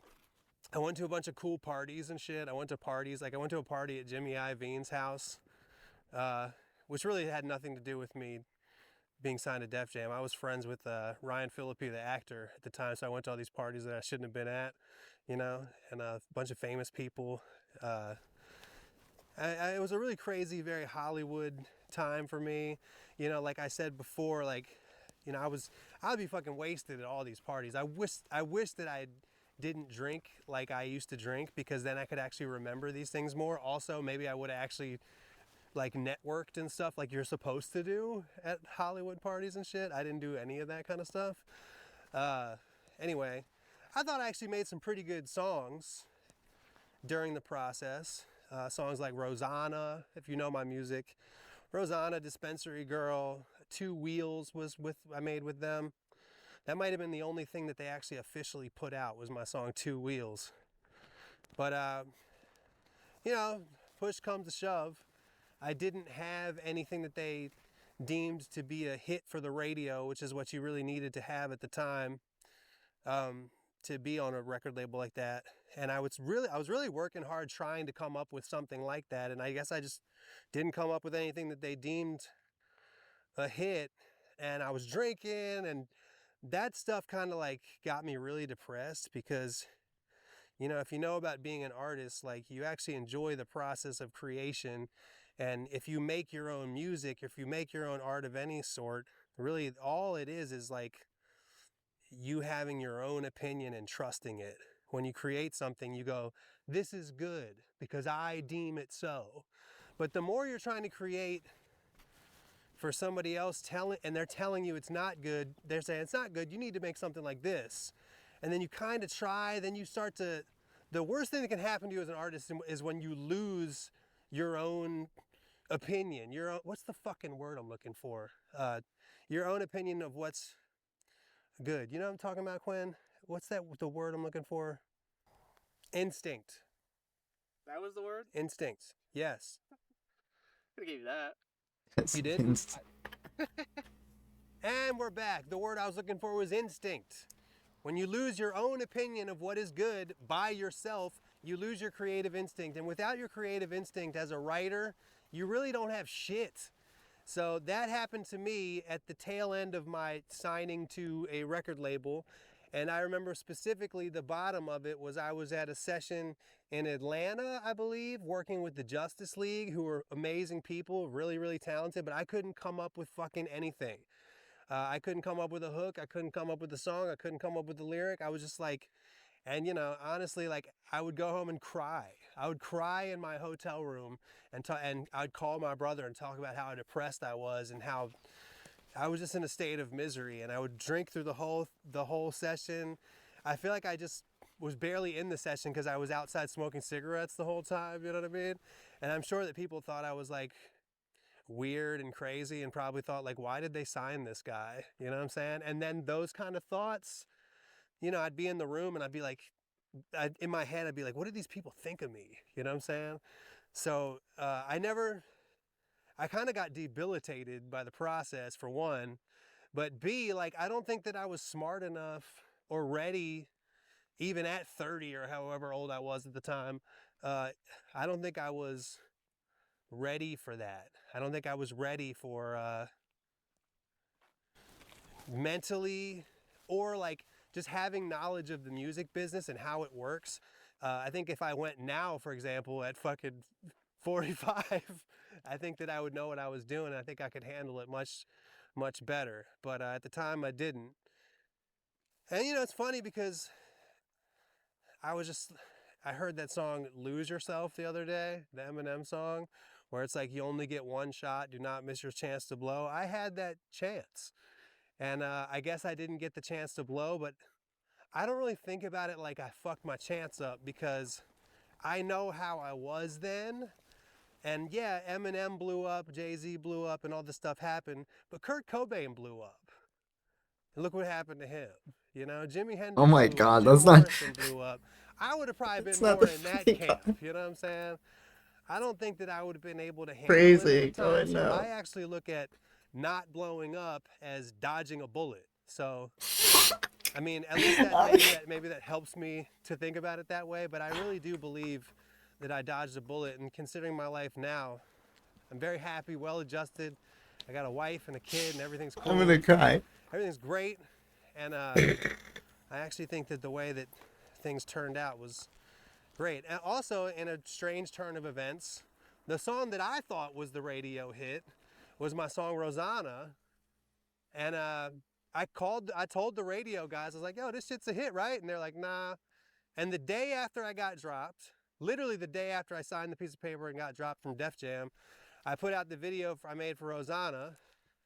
And then I got a call from Warner Music Germany, and they signed that song. And that song became a #1 hit in Europe in 2013, a couple of years later. So, like, literally in Austria on the pop Billboard charts, it was the #1 song for 4 weeks in a row, above Get Lucky by Pharrell and Daft Punk. As crazy as that sounds. I mean, I wish it would have happened. It didn't happen in the United States, but maybe that's good too. You know, in the United States, I'm like a underground hip hop dude that can kind of tour and make music. Whereas over there, I'm like a one-hit wonder a la Rico Suave. You don't know who the fuck Rico Suave is. You don't know who that is. That's an old reference. But, you know, Got murdered, a you one-hit ass. pop wonder God. in certain countries in Europe. And it was a crazy experience, dude. Like, It was dubbed in Germany. me and No my boy shit. EOM, we would go to Europe and we did like Good Morning Germany. We would do all their MTV events. Like, we would do all these things where we'd go to like the beach. There's like a You a beach down Wax in fan? Croatia. There's a Spanish island of Mallorca. All these places where like German people, it's their Cancun. Like, they do MTV spring break there. And like, we'd be the musical guests doing our one fucking song, you know?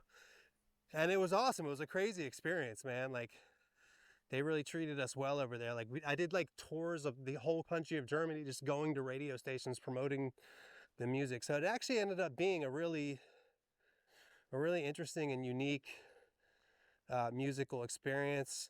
It was all relatively, at the time, you know, I made some money doing it at the time. Who is this man? This is Wax. Another story for We another listen day to him. why I don't have the money You'd anymore. recognize some songs if I played them. That'll be a separate podcast. But yeah, We that's just the listened to general one. story of it. I mean, there's a lot of stories within the story, but basically, I don't think that the music industry did me wrong. I think I wasn't ready for the music industry at the time. At least This one?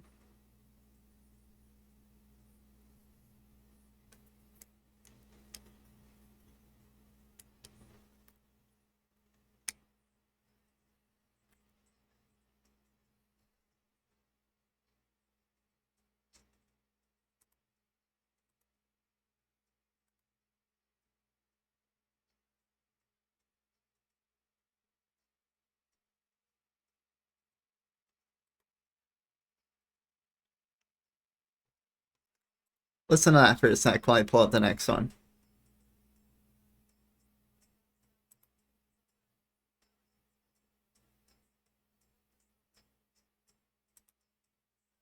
Oh, Wax is playing? Sick. I love Wax. thanks, man. Yeah.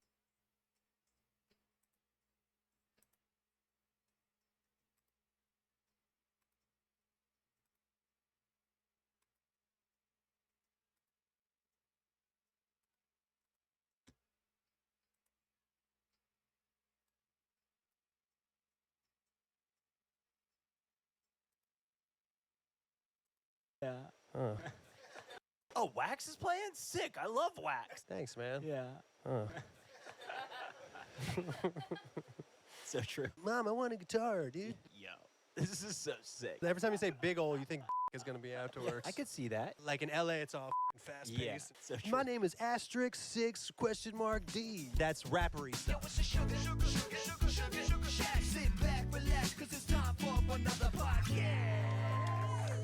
We just had another amazing sold-out Sugar Shack session experience. Quick, shameless plug. I have the greatest hospitality team. Hey, if you've enjoyed yourself tonight, could you give the hospitality team some love and appreciation?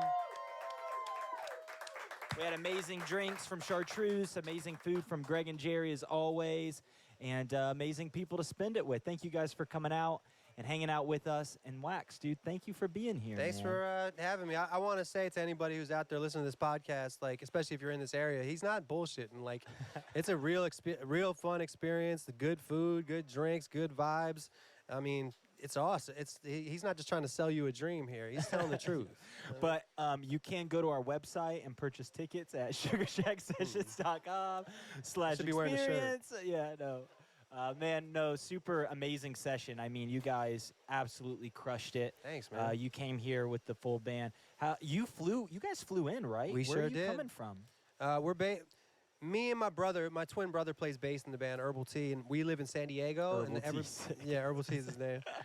Yeah, his mom named him that. First name Herbal, last name Tea, last name Jones. And Middle then name Tea. and then Wax for Yeah, you. Wax Jones and Herbal Tea Jones. Yeah. Love it. And that's no, we came from LA because the rest of the band's in LA. I used to live in LA for years, and I recently moved back to San Diego to be closer to my brother and his family, honestly. And but we're based in LA. We became a band for this performance. We never were a band before. We're just all really, really good friends that all do music. So we did 2 rehearsals, and we came down, and we did the show. You crushed it. And I'm being the dead honest truth. They're my best friends, the people in this band. I talk to these people more than anybody really else in the world. Wow. With a couple exceptions. Shout out to my boy AK and my boy T-Rex, you know what I'm saying? But yeah, the Hollywood Big Shots. Wax and the Hollywood Big Shots. That's the name of the band. So you guys had 2 rehearsals, came crushed session. I can't wait for people to see it and Thank you, man. And for it to just live on the internet universe. But tell me more about your project. I mean, this is the first time you've been here at Sugar Shack. I'd love to know more about like your origin as an artist. Yeah, I mean, like a lot of people that grew up in the 90s, I was a big MTV kid. And like I said, I have an identical twin brother. And we just watched a lot of MTV, and we just consumed and consumed and consumed music and images. You know what I mean? Our family, we come from a family of couch potatoes. Shout out to my dad.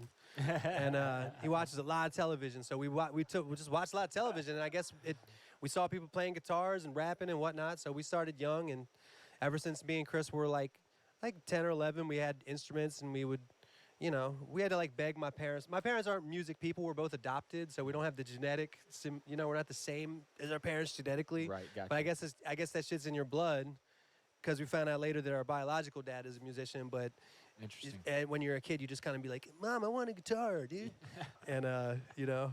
But yeah, we grew up doing music in bands, and we had a band called McGregor from when I was in high school to when I was in college to a little bit out of college. And when the band broke up, I moved to California. Just not even for music. I actually tried to quit, you know. What But did you try can't doing quit, instead? man. You can't quit that shit. What'd you try doing instead? Like, what'd you give up music for? I had a all the little bit? jobs, man. I worked in construction. I worked in landscaping. I worked at restaurants. I sold mortgages in 2000, like right before that housing crisis. I worked at some Yeah. shady mortgage company, like that movie, The Big Short. Sorry for That's what anybody. happened, It was right? so Like you- fucking unethical, man. It was so. I quit because of that. But I'm just Wow. telling you the jobs I had. I did tech support for a hotel software company. I had a lot of jobs Been delivering fun hanging pizza here. places. Hell yeah. cities. Wow. That's the best. Appreciate job you for hanging out. musicians. Any Have a good musician one. out there, like if you can be a delivery guy, you can write all your music in the car. You don't get your boss in your back. You can smoke if you want to. You know, like It's true. Like a lot of comedians that are trying to make it, right? They're all like Uber drivers and yeah, shit yeah, like that. Yep, Same deal, that's yeah. true. Yeah. And they test their jokes out on you if you live in LA. Yeah. It's good. How's this one? Yeah, free practice for sure. Then they get up on stage, they talk about being an Uber driver. Everyone's like, I can't relate to you. So true. We're big like Kill Tony fans. Are you a fan of Kill Tony? My brother's one of their biggest fans. Yeah. I know the show. Yeah. Yeah. Every interview, it's like, what do you do? Uber driver. It's Right. like rinse and repeat. It's I did funny. stand up in LA for about 5 years. I could see that. I You're did a- stand up for a while. a fun guy. Thanks, man. Yeah. Huh. Not funny, just fun. That's why I No, stopped. It was a mushroom reference, but I didn't land fun it. I didn't set guy. it up. You didn't do properly. stand-up? I am not a comedian, by the way. Cool, dude. So you started Wax like 2011, 2012? No. or No. I started Wax when I was a kid. I've been Oh, Wax since you've I been was a kid. I've Okay, been, I got you. Like we made up. That's why me and my brother's names are Wax and Herbal Tea. We didn't like. When a lot of people don't know this about rappers. If we have shitty names, it's because we named ourselves when we were 13. You know, we didn't put a lot of thought into it. You know, and you don't change the name. You kind of keep it going. You know, Yeah. like he's Herbal Tea. His name's not even start with a T. Yeah. You know. And you know, this was pre-internet, so like now, you know, if you search wax, there's a million other things you can find. Bikini waxes, the wax you smoke, turtle wax, car wax. Like, Right. it's not. I would have had it. Like It's that's still a why cool now name. all the rappers like it sounds like a password. You know what I mean? Like, my name is *6?D. You know, that's why all the young rappers sound like that because it's search engine optimization, which I don't have. Because I named myself before the internet. It's still pretty cool though. Wax. Wax is a cooler name than Herbal Tea. I gotta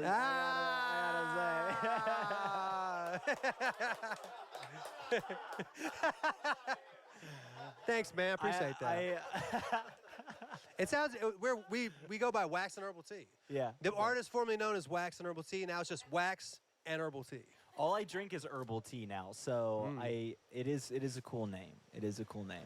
I won't take it back, but it is. But yeah, I've been Wax for a long time, and when I ended up moving to LA to just try to get into the music business for in any capacity, you know. Gotcha, yeah. And around that same time, YouTube was popular, and I started making these videos on YouTube of me rapping in my car, and I was making albums. Not really anybody was listening to them, but after a while, I gained my like ability to do music as a profession by being a YouTube person, you know. Sick.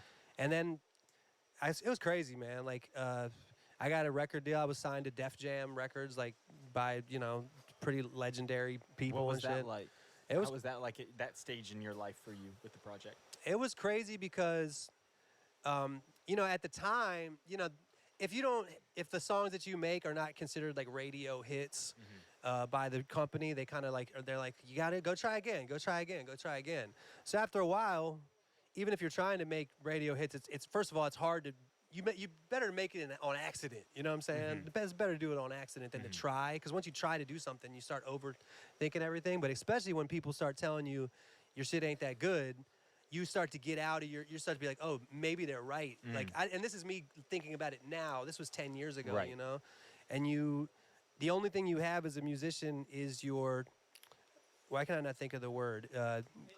Intuition. That's not the word I'm looking for. But it works. What's a word that means intuition? You're like what drives you. I believe that's right because of my heart and soul. Damn it. Intention? I'm just gonna go with intuition. Instinct. All you have, everything is instinct. You have an He instinct. forgot All instinct instinct again? is in music is your own opinion of your own music. I think that shit's good. And then people will sign you and they'll be like, yo, that dude's good. And it's because you used your instinct to do shit that is good. And then once they sign you because you got that, and then they start telling you, nah, that's not good, that's not good. And then you start to be like, oh, shit. And then you're in the studio, and then you fucking break down. And then if you're me, you also drink a gazillion beers and vodka every day, and you're a fucking alcoholic and shit. And those two things combined didn't work out for me in the major label setting at the time. You know, like I got dropped by the record label, and right after I got dropped by the record label, I had this song that they didn't think was a hit, and it became a big hit in Europe, and I got signed to Warner Music in Germany, and I had the #1 song in Austria for 4 weeks in a row. Hell yeah. And, yeah. Shout out to all my people in Vienna, you know what I'm saying? Small country, not a ton of money. You know what I'm saying? But yeah, in 2013, I had the #1 song in Austria, in Germany, in the Netherlands, and Switzerland. And it just goes to show you, like, there's certain shit you can't plan. You know what I mean? Yeah. I didn't manifest that. It just happened, you know? So sometimes you just can't plan shit. And since then, I've been making music, making albums with a lot of the people that you saw on stage tonight. And I just kind of maintain like a career doing this with a relatively small amount of people that really like me. Basically, like, 99.9% people in the world, I mean, more than that, more nines, you know what I'm saying? Don't know who I am, but then there's the small percentage who do, like, flip out when they see me. Like, I have a very small fan base that loves me, you know what I'm saying? Dude, it's so true. I like, you know, I'll tell our crew who's playing or whatever so we can start prepping. And where's Scott at? Scott Wheels. Yeah, it's so great because Scott, he's our golf cart driver, and he was like, who's playing Saturday? I was like, Wax, assuming that he may not know. Like, I don't know. Scott's like a real estate guy in Naples, Florida. I don't know. Wait, he's a real estate? Wait, hold up. He's a real estate guy / golf cart driver? Yeah. Yeah. I know he's a professional. He's a professional. Huh. That's what's up, man. Wagon. He's like, I do real estate for the money. My real passion is GCD, bitch. Hey, for Sugar Shack, you're not far off, right? He just showed his tattoo.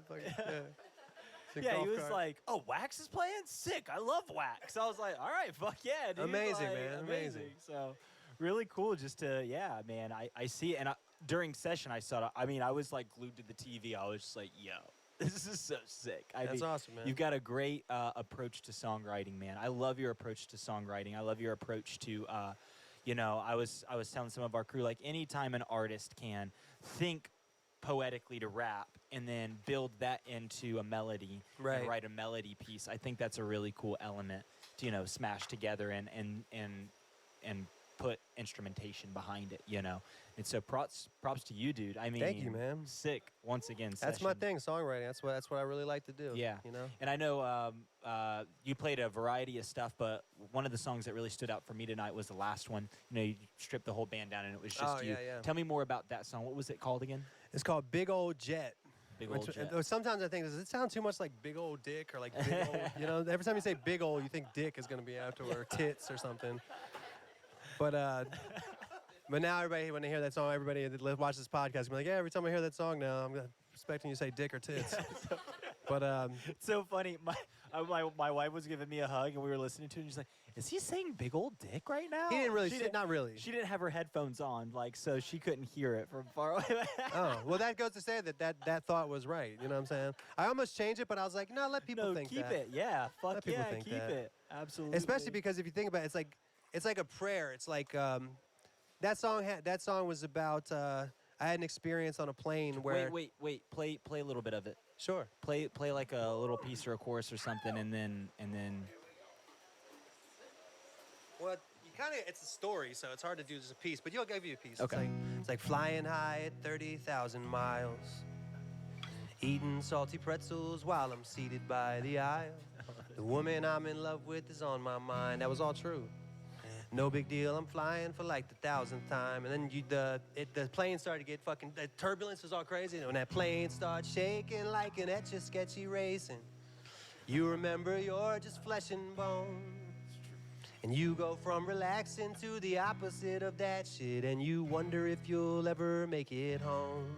And then the chorus is like a prayer, you know? It's like, Lord, put your hands around this big old jet. See, now fucking... And the plane is kind of dick-shaped. I should have never fucking said this. Should have never said this. It's great, dude. I think jet is the Yeah, perfect and carry us to safety through this wind.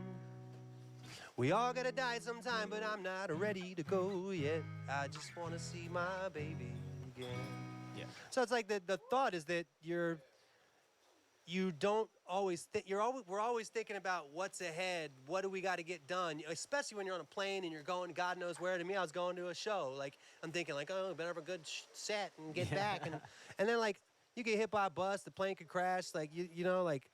And that last text might have been the last text you sent. The last tweet might have been the last tweet. Your stupid last Instagram post might be the one that everybody's saying rest in peace under. You know what I mean? Like, so I just got started to think about a bunch of that stuff, and yeah, like for me, sometimes I like to say shit in ways that maybe somebody hadn't said it. Like to say that it's shaking like an etch-a-sketch erasing. You know, like you know an etch-a-sketch. Like you know, you got the thing, but you know you don't hear that kind of shit too much. And at the end, I said the plane was twitching, like it was having withdrawal symptoms, you know, shit like that. Yeah. You know, and that's rappery stuff. Right. You know, like if you be a rapper for 20 years, you'll write like that. You know, because you're always trying to like say something in a way that it's never been said, which is hard now because there's a gazillion people rapping, and you can Google any fucking thing ever. And if you Google something, I think that like somebody's there at Google taking all your lyrics that you fucking Googled to make sure nobody said it. I don't know. I think there's some conspiracy shit going on there too. I don't know. I'm sure there is. I don't know. But yeah, don't Google your invention idea. You know what I mean? No, I think to your point, I mean, totally. It's cool to hear. You know, when you've been writing as long as somebody like you have been, it's a part of you. It's you just really sharing the uniqueness of you, and there's no one else like you, and there's no one else that can write like you or put those combination of words together like you. And now you've really like refined that craft. And I think tonight that showed during your session. It was just really cool to see you guys, and I mean, just hear you and see you in your music. Just it's new to me. You know what I mean? That's really nice of you to say, man. Yeah, and that goes to what I was saying about using your instincts. And the best thing that you can be as an artist is yourself. And it's very easy to get away from that if you kind of like listen to all the other voices, reading the comments or whatever you do, you know what I'm saying? But I just recently, in the last like years, I've been making music since I was a little kid, decades, you know what I'm saying? And I feel like just recently, like I started to like believe in my shit, like to believe in myself, you know, like fully, and be like, you know.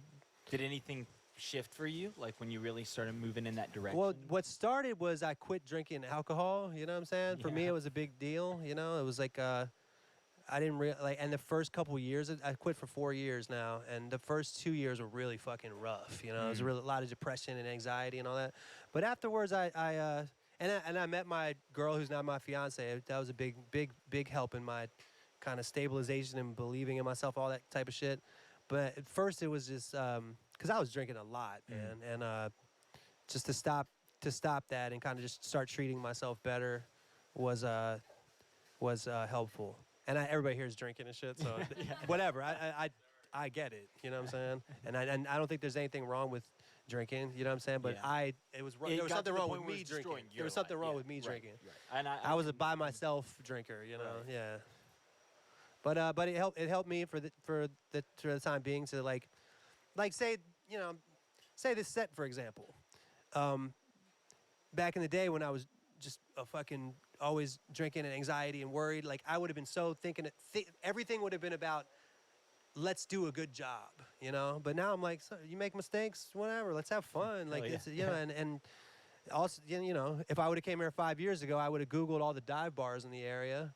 But this time, and my keyboard player was making fun of me for it, but he went with me. I Googled yoga studios in the area. Nice. I was like, I gotta get right for the set, so I did yoga today, you know?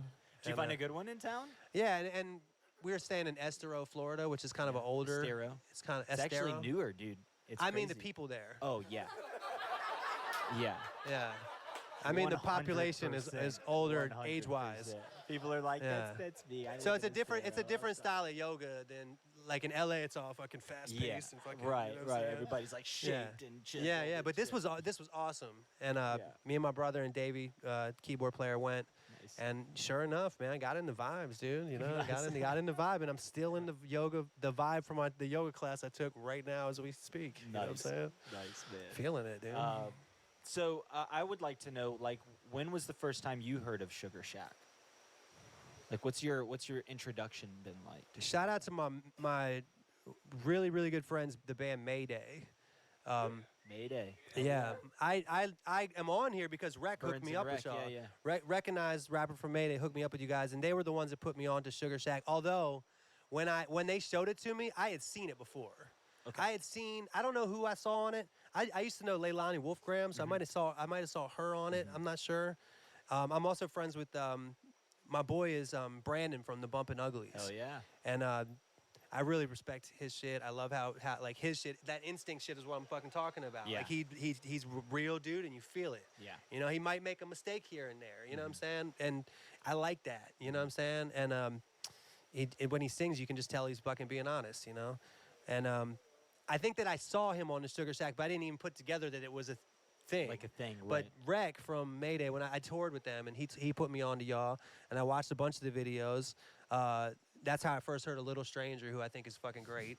Hell yeah, And shout out to Little and I Stranger. listened to that shit on headphones, man. I was like, man, this shit sounds crispy, dude. Y'all killing it with Shout the out to audio and the Alex video Barrett. looks all. Alex, our audio god. making Alex that is shit crispy. happen. The Yeah. video is buttery, cinematic. It's awesome, man. It's awesome. like the appetizer we had, crispy and creamy and buttery. Yeah, exactly. Speaking of, they got cake pops for dessert, man. What's Yeah. up with that? Are we eating Cookies dessert and or cream what? cake pops. Have those been going around? Or it will Yeah. soon? Hook me up with a Get some cake soon. pop, dog. Katie's on her way. Shout out to Katie. Who put One of together the cake pops? We should judge the cake pops. Jerry. right now. Jerry did. Jerry? My man Jerry. Oh, they're not. Wouldn't classify this All as right, a let's do it, pop. let's do it. Cheers, dog. Cheers. Oh, shit. Damn it. 1 to 10. That's so good.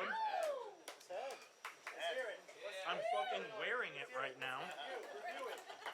Down Buttery. shorts.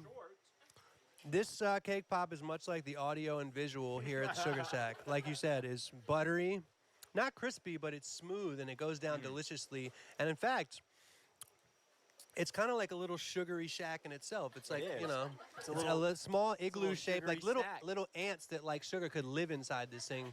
And they wouldn't live in there for long because it's too delicious. They would eat It's it a really Sugar quickly. Shack snack. It's a sugar snack. It's a sugar snack. Uh-huh. Yo. If you need somebody, I have a shout out to myself. I have a show called Snacks with Wax. I got a show. There's 50 episodes probably on like YouTube and my Instagram. If you ever get bored, I review snack food on the road. If you ever need a segment, holler at your boy. All right. You could do like a whole like mini series, like a sugar snack mini series. We could just feed them to you. All day. Our whole crew, we snack. We like to snack. What about touring, live music? Like, what do you do? You said you were on tour with Mayday not long ago. And anything upcoming, or what are you up to right now? It's funny. You asked me at a time where I think I have like one show booked. I have 2 shows booked. I have an acoustic show in San Diego, and I'm doing a festival in June. Well, actually, with the Bumpin' Uglies, their festival. They put on the dope. Weekend at Wolfie's festival. Shout out to Bumpin' Uglies and Weekend at Wolfie's, which is June. I think it's the first weekend of June. Yeah, because you were saying that you're from that area. Like I'm you're originally from Maryland. Yeah. Me and my brother, we were in this band for a long time. Not getting a lot of things I can take notes on. But I guess it's cool to get wax You're lore. a different breed of musician. You're like, Thanks, I man. feel like people from Baltimore are like, they hustle different. It's like, Oh, yeah. I feel like you got Because they don't thick get no skin. respect. Right, exactly. They don't get no That's what I'm respect. trying to say that in a nice way, but No, you're from there, so you can say that. You know, they got the Seattle sound, they Chicago this, LA that, and then there's the Baltimore. That Baltimore does have its own sound. DC has its own sound. All of it does, but people don't know. You know. Yeah, true that. So like, you know, people from there work hard, and you know, Brandon Hardesty's a he got hard in his name. He works fucking hard, Yeah. Steve. But he's been doing this shit. Sorry. He works the hardest, fucking Steve. hardesty. I love it. Yeah. That's somehow like a adjective. Like there's hard, and then somebody works the hardest, and he works the hardest, you know? Yeah, like really Yeah, extra yeah. hardy hard. Yeah. I feel you, dude. Hardesty-esque, hardest-ish. You got do you have any new music coming out or what's I do, man. Actually, there's 2 songs we played tonight, the big one and This Is My Jam, that are not out, that hopefully we can finish by when this shit comes out. But my man Koosh, shout out Koosh Modi, he's produced my whole next album, which is already being mixed. I got a and picture mastered, with and the that big guy one back there. is gonna be our first single off of it. Nice. So you're about to roll out with some new music? yeah, I'm gonna have a new album soon. I don't know. We still gotta like make the cover and all. It's gonna be a little while before. I don't know when it's gonna come out yet, but like the music's almost there. Nice. So and it's fire. It's fire. Yeah, it's a really cool album, entirely produced by Koosh, and it's kind of got like a retro vintaginess to it, and it's somewhere like the Beatles and the Meters meet hip hop, meet kind of like there's like a fucking Fleetwood Mac's kind of song on there. I don't know. It's dope though. It feels like it feels cohesive. You know, it's a good like listen to the whole thing. Yeah. Kind of vibe. And very excited to hear it. and I'm always on the road. I just happen to not be now. I usually go out on the road a pretty good amount. You know what I'm saying? You thinking about taking the band on the road now? They ain't gonna come. I call them the Hollywood big shots, like sarcastically, because we do all live in LA. But like, they kind of are though. They kind of are. They'll be too expensive. Why do you think I got a DJ in the first place? I used to tour with a band. It's hard, man. Yeah. It's hard to make money touring with a band. Yeah. Shout out to everybody who does, man. It's hard.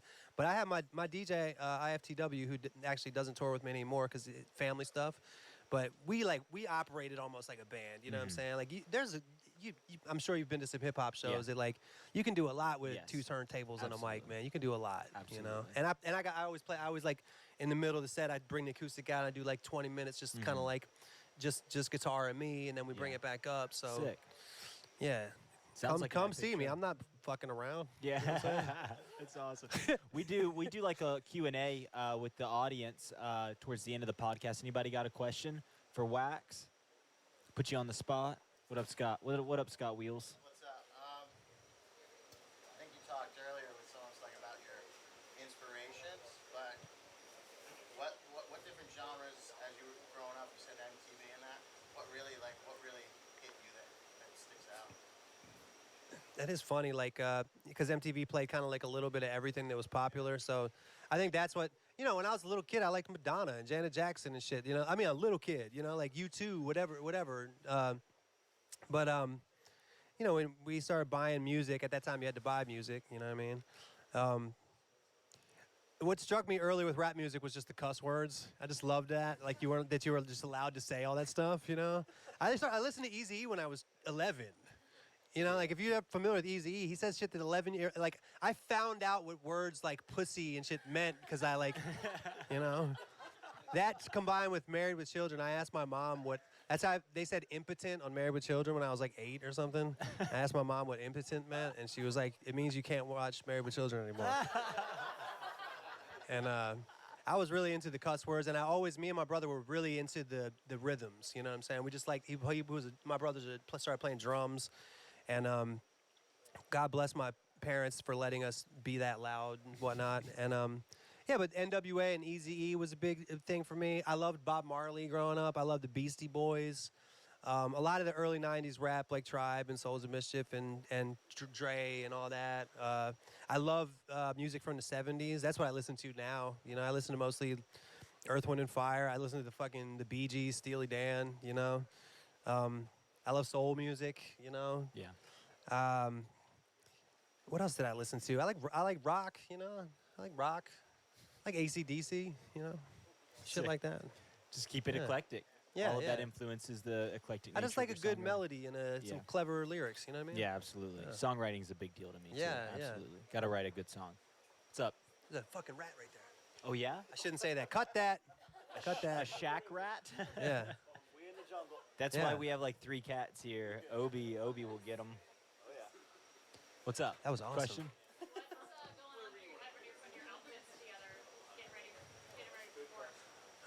I don't know.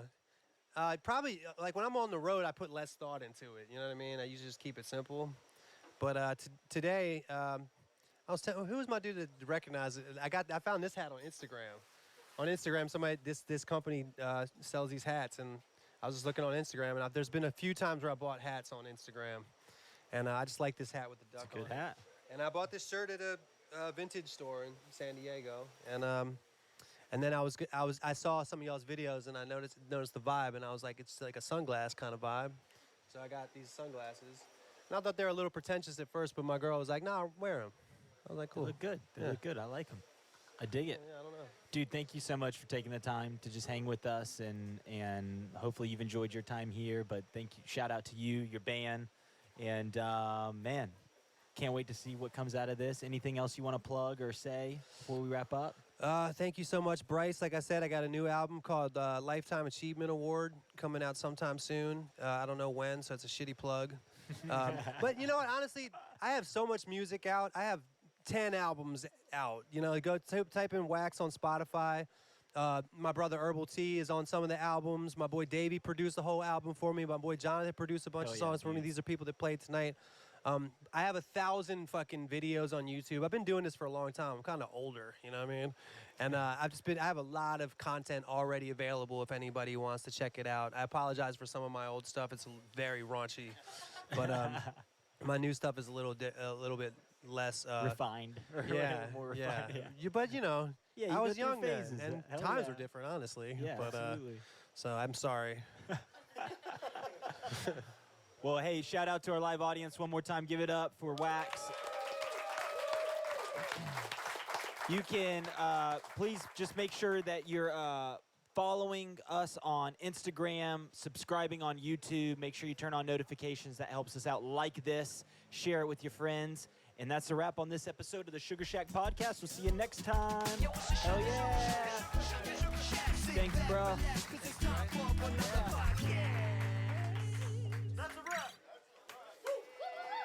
y'all. The Sugar Shack, we at the Sugar. The Sugar Shack, we at the Sugar. Sugar Shack, hey yo, where we at? Sugar Shack. We probably shouldn't get into another one. We should probably start wrapping up because it's gonna bedtime's in like 10 minutes. Bump, bump, bump, ba-dum, ba-dum.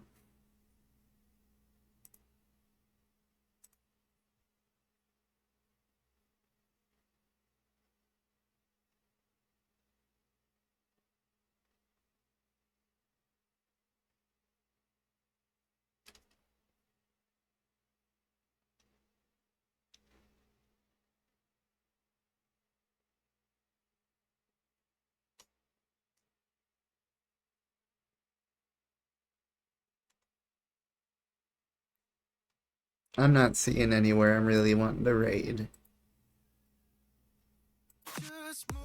Hit me with the flamingo.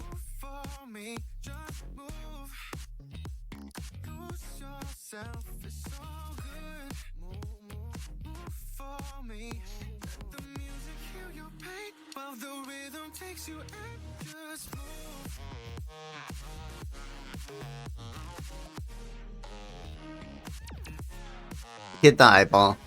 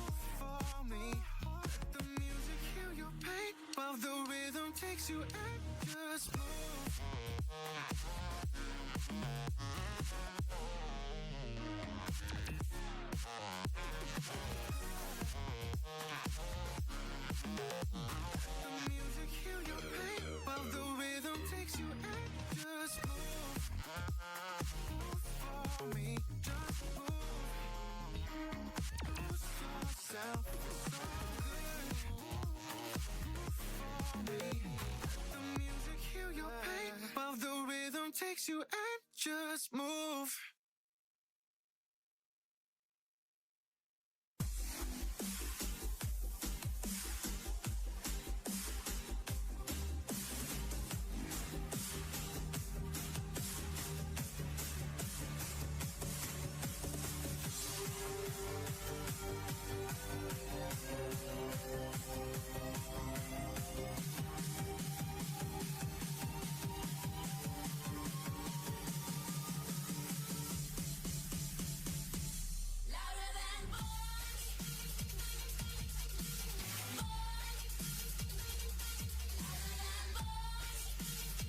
We done did it. That's a streamerino.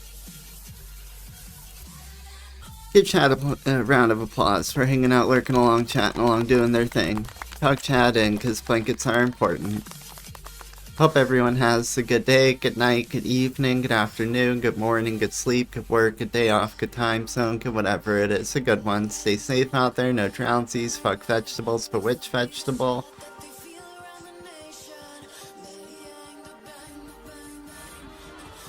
Avocado. Avocado. We'll be back in 24 to 48 hours at our usual 12:30 a.m. U.S. Central Time doing what we normally do, which is whatever the fuck.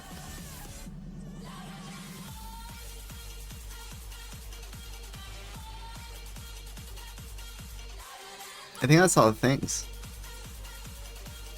No raid tonight, so just the final Ripperino and we'll get going. Cheers, y'all.